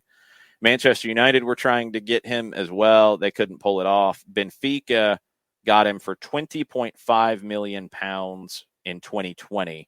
That's a pretty good return on your investment. Well, and to well, and what? Yeah, no, to your point, Almeria gets, I think, 20% of any profit too. So that's a good piece of business by Almeria as well. Well, when Benfica paid 20.5 and is going to get potentially 85, they can agree to give up 20% of that to Almeria, which will be okay. But Benfica is the one who's making the large amount of the profit here. You sell a young player like Almeria did, you're going to keep a large percentage, 20%. Okay. If you're Benfica and you think you're going to be able to flip him for that kind of money, and probably not this kind of money they thought, but they thought they'd flip him for a good amount. Just a couple of years. That's a really, really good turn from Benfica. Fabrizio Romano reporting that Juventus are confident of signing Paul Pogba. We've heard this before. Now it will finally get done, allegedly, possibly, maybe. Just please end our international nightmares and just get it done. Christian Eriksen decided to pursue a new challenge, preparing to leave Brentford. Interest from Tottenham, interest from Manchester United, according to reports. Manchester United are interested in everything that has two legs right now. Because you need pretty much any kind of help on two legs right now. To a degree, yes. But they have a new manager coming in, and Manchester United has a lot of money to spend, so they are just linked with a lot of things. Luis Suarez is linked with River Plate. He will be available on a free. And will he come to this hemisphere, or will he stay in Europe to prepare for a World Cup? I think he wants to stay in Europe. I think he probably will. Just not sure if it'll be a 6-month deal or if it'll be a 12-month deal or what that looks like and where he could end up. Marco Asensio, his contract situation at Real Madrid. Arsenal are among a bunch of clubs keeping an eye on that. Leverkusen are interested in Granit Xhaka. Arsenal could step up their pursuit of Yuri Tielemans from Leicester in response to that. Minamino from Liverpool could be headed away for about £17 million. That would give them a little bit of a boost as they try to pay for things like Darwin Nunez. Liverpool have also been linked with a move for Rafinha from Leeds, an audacious move. We'll see if that one gets done. Benfica, now that they have a lot of money in the bank, they are interested in signing Keylor Navas in the summer. Benfica trying to win the Portuguese league title this upcoming season. They want to secure their spot in the Champions League. They think Navas would be the guy. He would have to lower his salary, but he'd get a signing on bonus as the trade-off. Newcastle have shown an interest in him. The reports are that PSG are going to commit to Donnarumma being the number one. So Navas is available and he will be looking at his possibilities, probably after he tries to get Costa Rica into the World Cup. So we could get something on Keylor Navas very, very soon. Robert Lewandowski, he has said he wants to go to Barcelona. He has been very clear in saying Barcelona is the only club he's thought about. Manchester United is supposedly trying to get involved in this one. Again, Lewandowski has two legs. PSG also interested in getting Lewandowski, according to reports from RMC Sport. Luis Campos, the new strategic advisor, just announce him as the sporting director. Just announce that Leonardo's gone. Like, come on, what are y'all doing? And also announce who your coach is going to be. Figure that out, too, while you're at it, PSG. L'Equipe doesn't confirm RMC's report that Luis Campos has already contacted Lewandowski's agent. However, L'Equipe does cite its own sources in saying that PSG are interested and that Lewandowski is part of their squad planning going forward. Campos has presented the idea to the front office, according to L'Equipe. Even going so far as to point out how it can work out financially, how they can make it work. Barcelona, you're going to need about 30 to 40 million euro to get this done. Right now, they don't really have that readily available. They might in a week or in 2 weeks, but they might not. We're waiting to see. Frankie de Jong's departure would be a big part of this. We don't know yet. But Lewandowski definitely wants out. Is somebody else going to swoop in and beat Barcelona to Lewandowski? PSG and Manchester United are trying to. Angel Di Maria, he keeps creating a little more distance from Juventus due to personal matters, according to Matteo Moretto. I don't know if that's just a personal decision or not, but Barcelona and Benfica are keeping an eye on Angel Di Maria. Luke de Jong, his name has come up surprisingly in Mexico. Toluca is talking with Sevilla. This is according to Fabrizio Romano, and it's been reported all over Mexico. Toluca reportedly has interest in both Luke de Jong and Edinson Cavani. Be a lot of money for Toluca to pay. Cavani would be available on a free. De Jong would not be, but salaries would be massive for both of them. It looks like the Luke de Jong one is the one that is making more progress, although there have been other reports out of Europe saying that there's not been contact between Toluca and Luke de Jong's people. But Fabrizio Romano is saying that talks are ongoing between Toluca and Sevilla over Luke de Jong. So keep an eye on that. Edinson Cavani wants to stay in Europe, even though Toluca is interested. And speaking of PSG's manager, Pochettino, he has been linked now in Spain with a move to Athletic Club in Bilbao. Marca is reporting that. Ricardo Barcala, who is in the running to become Athletic Club's next president, wants to appoint Pochettino, wants to appoint Roman Planes, formerly of Barcelona, as the sporting director. Could this just be part of an election bid? Yes, it absolutely could be. But in the report in Marca, PSG and Pochettino have mutually agreed to terminate the contract. Compensation being discussed could be more than 10 million euro. There are reports that it'd be up to 20 million euro. Once the compensation is agreed upon, the departure will be announced. But Marca is reporting that it's done. They have agreed. It's just down to how much money is going to be given to Pochettino to walk out the door.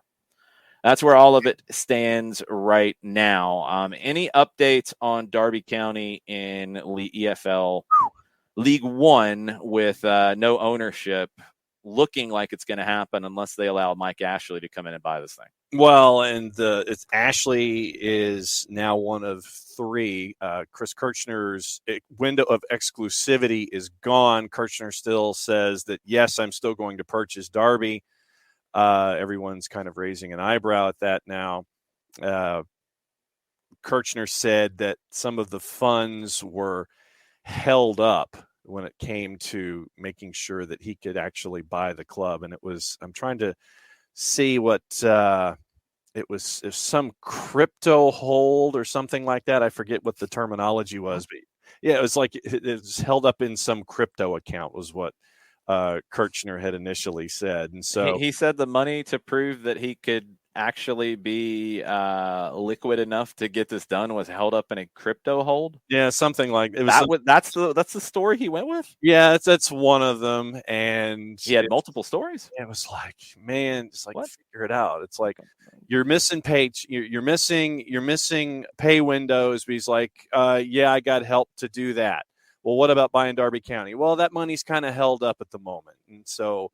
And he mentioned some weird crypto combination of where it was held up. And so it's him, Kirchner, without an exclusivity window, Ashley, and a third individual who are interested. With Mike Ashley wants to, see if you've heard this before, wants to do it at a discounted rate. And he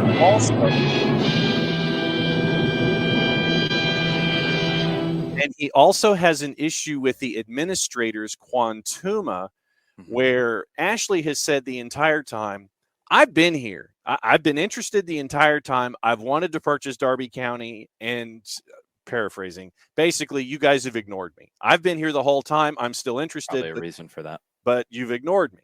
And as a part of all of this, Ashley is saying that he doesn't want to pay the administrators their fee of $2.5 million. Anybody surprised about what happened?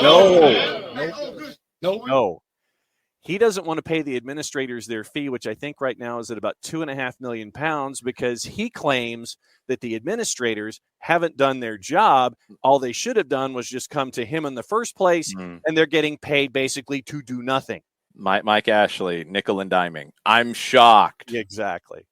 And so he'll have an HMV inside the park there at Derby, and he'll sell 8 tracks and discounted clothing and things like that. It's an old joke, but if you've been around for a while, you've heard it. Yeah. So any kind of distressed asset, Mike Ashley wants to pounce on it. But yeah, so we're back to 3, and the clock is ticking because the fixture list has to come out in 2 weeks. And so I guess what you're going to have to do is one version with Derby County and one version without Derby County. But the clock is ticking, and Mike Ashley is sitting there, and he's tapping his foot going, well, I've been here. And that's where we are. There's a reason why they've ignored him being there. That would be pretty much everything that happened at Newcastle. Couple of updates from Doug Robertson on Gonzalo Pineda's comments after training this morning. Said it's likely that Atlanta United will play 2 different 11s in the match against Pachuca. Wants to get a look at some of the young players. Of course, he wouldn't confirm the reports about the additions during the upcoming transfer window. Just said they're trying to strengthen everywhere. Said Joseph Martinez and Caleb Wiley are 90 minutes fit. And Doug also reported that Pineda mentioned Ronaldo Cisneros has been working at left wing for Atlanta United as well as a second striker. So looking at some different possible tactical setups. And is that in general, or is that with Thiago Almada's absence? That would be the question I would have. But two different 11s very likely to see in this match, which, look, is the right approach. It's the right approach for a friendly. It's the right approach for something like this. So looking forward to seeing what could be in those 11s. And then you could also see some subs as well. Some guys might not play 45. So looking forward to it. It's going to be a fun one tomorrow night. And maybe, again, we'll get a glimpse of how they solve Almada's absence for 3 games. That's what I'm intrigued to see. Questions on the Twitch pitch. What do we have, John? After the announcement that we had, the breaking news with Ronnie Deila, Katie Weaver, no Tati, no Ronnie heading into the fall. What are odds makers saying about NYC's Cup chances now? Well, we mentioned the Tati Castellanos one in response to that at the time. It's not likely that he is gone at the moment. That can change. But right now, he is not going anywhere. The talk about Leeds is not accurate as of this moment, according to Taylor Twellman. And now Jeff Carlisle also reporting the same thing. So what that means in general, I don't know yet. I would not be heavy on the NYC as a favorite to win MLS Cup right now, because I want to see what they do at the manager position in general. Are they going to stick with the interim? Are they going to look for somebody quickly? And it's too early to know what's going to happen with Tati yet. I just have a feeling with him, it could go down to the wire, because, these other big moves are first moves you make in a window. A move bringing in somebody like Tati at 15 million, or, do they come off of that number and get down to 12 or wherever it falls? Or does, do a couple teams get in and push it up to like a 16 or 17? That's a move that happens late in the window. So NYC will have the summer window for MLS to add somebody if they can. But they might not sell Tati until after the window closes for them to bring anybody in, because I just don't think it's going to happen early. I think it's a move that could happen late. It can happen where a player moves and then a club is like, well, hey, we've got 15 million now and we need a striker. Okay, we could go get Tati Castellanos. Let's do it. And he could go to Italy. He could go to Spain. He could go to England. I just don't think it's a move that's going to happen early. So I am holding on anything that comes down to NYC right now, because there are too many questions. But I'm not selling all of my thoughts about NYC potentially doing a repeat, because they still have a good team right now. I'm just holding on anything in terms of new tickets being purchased about NYC winning MLS Cup this year. I'm in a holding pattern when it comes to the pitch. So you're not buy, you're not sell, you're a hold on NYC. I'm waiting, yes. Burned on the twos from this past weekend. He was very impressed by Justin Garces on Saturday again. I know Vicente Reyes seems to be the future, but don't count out Garces. He's pretty good. Garces had a good game. Garces hasn't looked great for the twos in previous games, in my opinion. This was by far his best game as a pro. He had a couple of really huge saves. I thought he looked much more comfortable in possession as well. A little more commanding in his 18. This was the game that I was waiting to see from Justin Garces. This is the kind of performance I was waiting to see. Reyes and Garces, there's like a 5-year difference between them. So it could be Garces and then it could still be Reyes. Like, it doesn't have to be one or the other forever. It's a huge difference. Reyes is very young. So let's just wait and see. Like the whiplash of takes about Rocco or Garces or Reyes, they're all over the map right now. These are all, even Garces, who's a little bit older, these are all young goalkeepers. And they're going to have ups and downs. They're going to have a bad game. They're going to have a good game. They're going to have a couple good games. They're going to have a couple bad games. Like, it's young. You're looking for consistency. I don't have any answers about any of the three yet as to who is next. The question that comes up that's more important about that right now is with Brad Kazan's injury, he is going to come back. He is going to try to come back. is he going to be the Brad Kazan that we saw before he was injured? There's no way to know yet. And he was already late in his contract and late in his career. Now with an injury question, you do have to be a little more secure. I don't think Bobby Shuttleworth has done enough to grab the job. Gudiño could come in and grab the job. Gudiño's younger. Could he come in and be the guy for a period of time? Then that could change the conversation about the other young goalkeepers, because Gudiño's not all that much older than them. And you get into that conversation that we just had earlier about Liga MX and MLS and guys who are kind of roadblocked in a club. You know, if you develop two good goalkeepers, two good goalkeepers can't play. So one of them's got to go. Otherwise, they stagnate. Do you see a potential where, you know, Reyes, who you signed to a pro deal with Atlanta United too, Garces, who you signed to a homegrown deal with Atlanta United, do you see a situation if Gudiño comes in where maybe one of them goes out on an extended loan? It's very possible. And I'd love to see those kinds of things pop up a little bit more, because you don't have to make a definitive answer every single time quickly. You know, Gudiño could end up being a great fit for a long period of time. He might not be. You want to have some backup options. And if you have a guy out on loan and you can make it work, and again, you got to deal with roster rules and all of that. But if you send Justin Garces somewhere to play consistently, if he's going to be third or fourth in line, good. It'll help Justin Garces' career, and it'll help him be ready if you need him. Same for Vicente Reyes, if he's even a step further back. You will have a second team. You'll have them in MLS Next Pro next year. But is that going to be enough for those guys' development? Maybe not for Garces at that point. Maybe for Reyes, it might still be okay for another year. Rocco is on loan for the rest of this year. And then we see what could happen with him, because he's, you know, set to go back to Lanús. He's got to show something. Reyes has to show something. Garces has to show something. The competition is great. You bring in another goalkeeper to that if Gudiño comes in, and yeah, then it gets really interesting, right? Because you've got a bunch of guys underneath Brad who you're going to give an opportunity to come back, and a veteran like Shuttleworth. And I don't know what the length of his contract is, but you know, that's a lot of competition, and that's a good thing. But you do have to kind of figure out, okay, if this guy wins the competition, then what direction do we go with somebody like Reyes, who's still a teenager? Do we keep Rocco, or has he not shown enough to pay a transfer fee for him? Have we seen enough from Garces that he's done everything he can do at this level, and maybe we need to loan him somewhere where he's playing in a first division team somewhere else? Don't know those answers yet. And a lot of it's going to depend on if they bring in Gudiño and then on Brad's recovery. And it's going to be a fluid situation, more so than we've ever seen at goalkeeper for Atlanta United. Leagues Cup question from Michael Head. Mm-hmm. Leagues Cup's going to all be played in the U.S. Right. Will all MLS teams get 2 home group matches? Does the math work?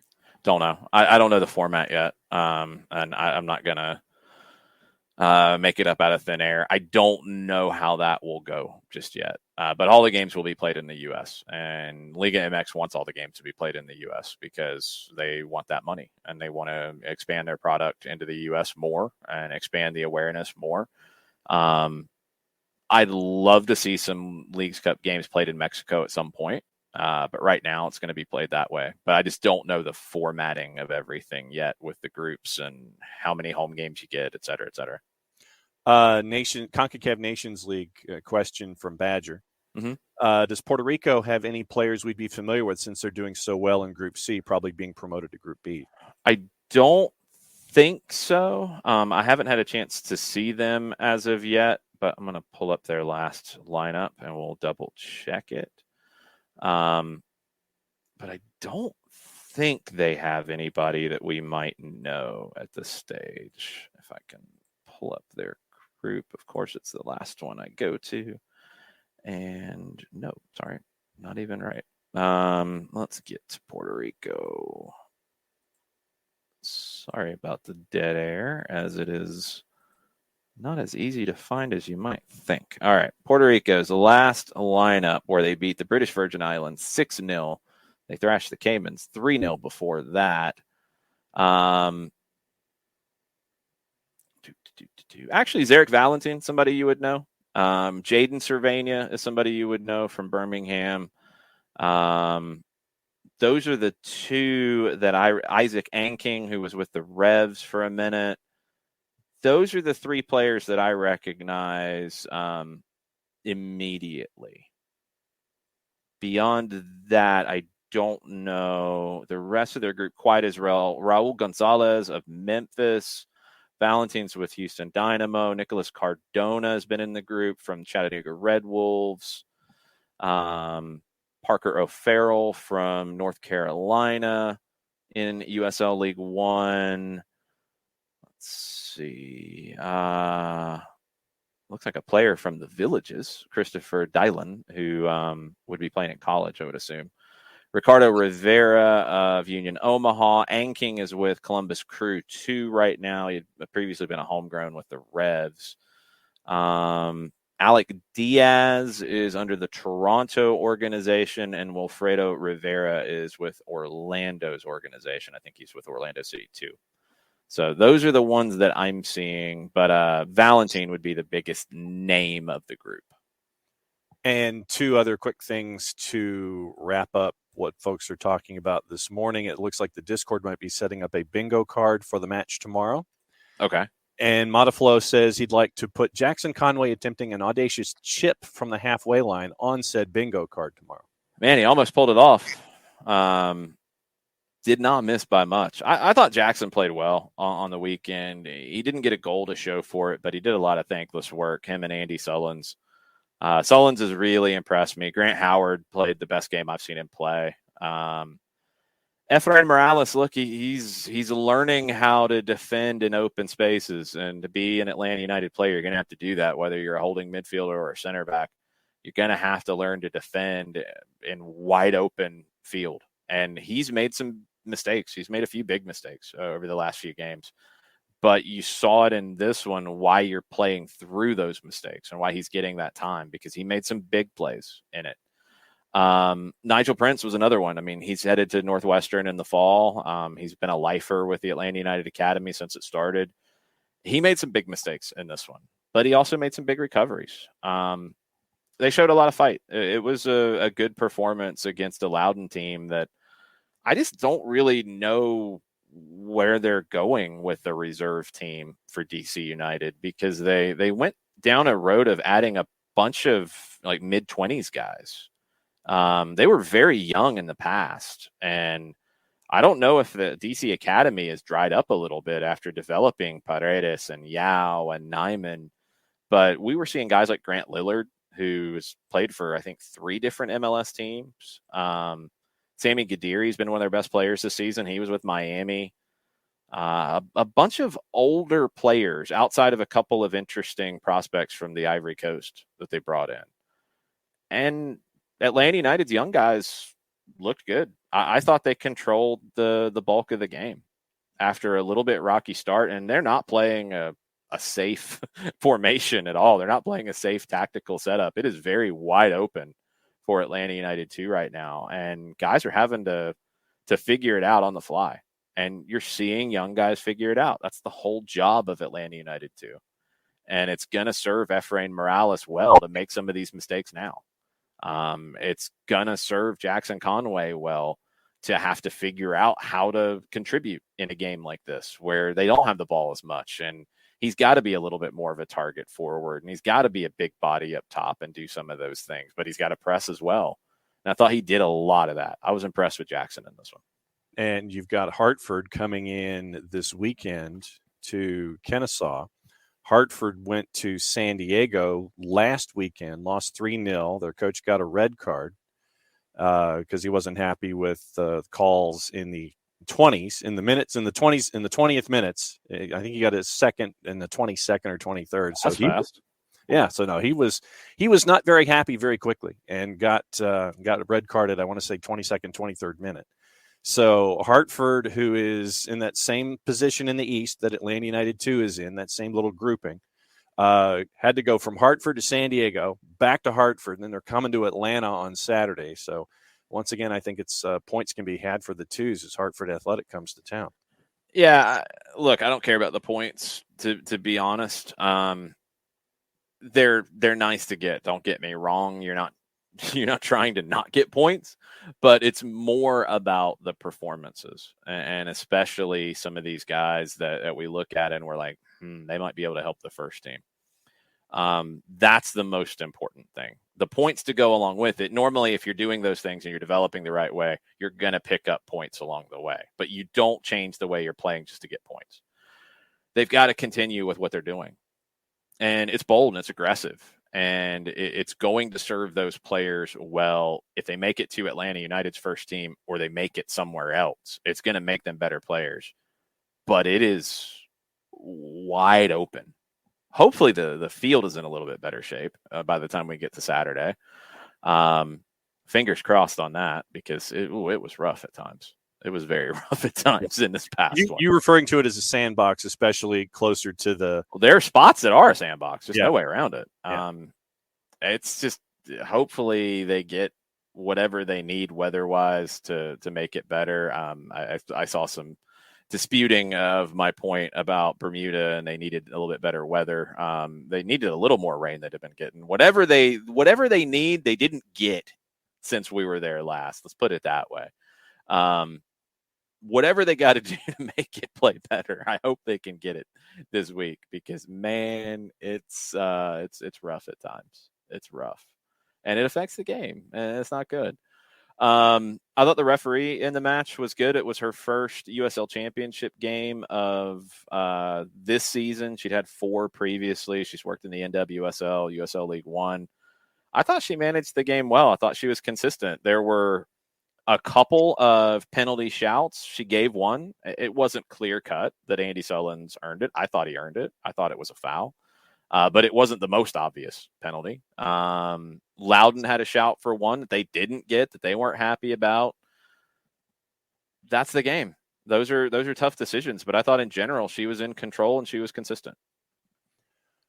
Katie Weaver, along the lines of Loudon, she says she'll be in Leesburg Saturday. Should we hit up a Loudon match? Didn't impress me Saturday from what I saw, but they are, and yes, Katie, they are playing Phoenix Rising 7:30 Saturday night at Segra. Should be a fun one. I mean, I love the games like that to be able to go see, especially when you get a chance to just go see it as a fan and enjoy it, where it's not one that, it's your team. If you're free, go check it out. I mean, there's a few players in that team that were interesting to me, but I'm just confused by their approach. I was confused by some of their signings coming into the season because, outside of who was the 17-year-old? Abukora? Yeah, Abukora. Outside of him and a few other guys who got some time later in the game, it's mostly guys who didn't quite cut it at the first division level. I saw too many of those signings for Loudon this year. And it felt like then they were a little more hung up on getting points as opposed to developing young players. I'll take Atlanta United 2's approach every single day of the week because I think it serves the club better. It's not about, and I know it can frustrate you, I guess, if you don't keep this in mind, but it's not about winning the USL Championship trophy for these teams. It's not. And that's probably why USL wants to go in a different direction. More power to them. But for Atlanta United 2, it's about developing guys for Atlanta United. For Loudon United, it should be about developing guys for DC United. If you win along the way, great. But if you win at the expense of player development, you're missing the point. And if you sign guys that you don't see as first-team players, you're missing the point. Every signing you make, and I think Atlanta United 2 has shown that every player they've brought in has been somebody that they thought could possibly play with the first team if needed. And once they make a decision that they're not going to be that guy, they move on because then they're blocking somebody. And you've seen guys, a couple older players who've come in, like a Jack Metcalf, Robbie Mertz. Robbie Mertz has been on the verge, in my opinion, of a first-team deal. Does he get it? I don't know yet. But he's right there. Aiden McFadden was a draft pick. He's right there. He might not. They might not get that opportunity. And there was a lot of talk about when guys went to Memphis. It's like, oh, they scored against Atlanta United too. That's bad to let them go. No, that's why you let them go. Because they're those guys who are good second division players. and maybe first division players in the right spot are not Atlanta United players. None of them were going to make it to the first team. You don't keep them with Atlanta United 2 to block Noah Cobb playing or block and Andy Sullins playing or these other guys playing. You don't do that just because they're good second division players. They're going to go to another second division team and they're probably going to score against you because they're good second division players. You're trying to produce first division players. And when you make the decision that those guys are not going to make it to your first team, then you've got to let them move on for their good and for your academy's good or your scouting's good. Like, I like Orji coming in. I like Emenike coming in. I liked seeing what Darwin Mateus can bring. I don't know if he's progressed as much as they would like. But I like seeing these younger players come through and making decisions. Mackie Jope was a fun player, but he couldn't stay healthy. He's a little bit older. It wasn't the right fit for him to stay. Abdoulaye Jope, another good player, but just couldn't stay healthy. Brendan Lamb needs those minutes. We need to see what Brendan Lamb can be so they can make a decision on him. And then there's going to be another one coming, like you have to keep recycling your second team. If you don't, you're not going to produce players for your first team. And when you sign older guys for your second team, like Loudon did, I don't get it, frankly. I don't get it. It might win you a couple games in the second division, although it hasn't really done much for them this season. I can't imagine it gives them extra help with their first team outside of just increased depth that you might possibly need at center back, like with somebody like Lillard, I don't get it. The last thing on the board is a public service announcement from folks on the Twitch pitch to wish Mike Conti a happy birthday on social media. Yes, make sure you do that at Mike Conti 929. He is back from his vacation. So wish him a happy birthday. I'll be on with him tomorrow night, 7:00, Five Stripes Countdown, kickoff 7:38. Full-time report for an hour afterwards, Atlanta United Pachuca. Obviously, we'll talk more about it tomorrow as well, along with any other news that comes up. But this afternoon, after you send your happy birthday announcement to Mike, Peru and Australia, 2:00 FS1 is where you can watch that.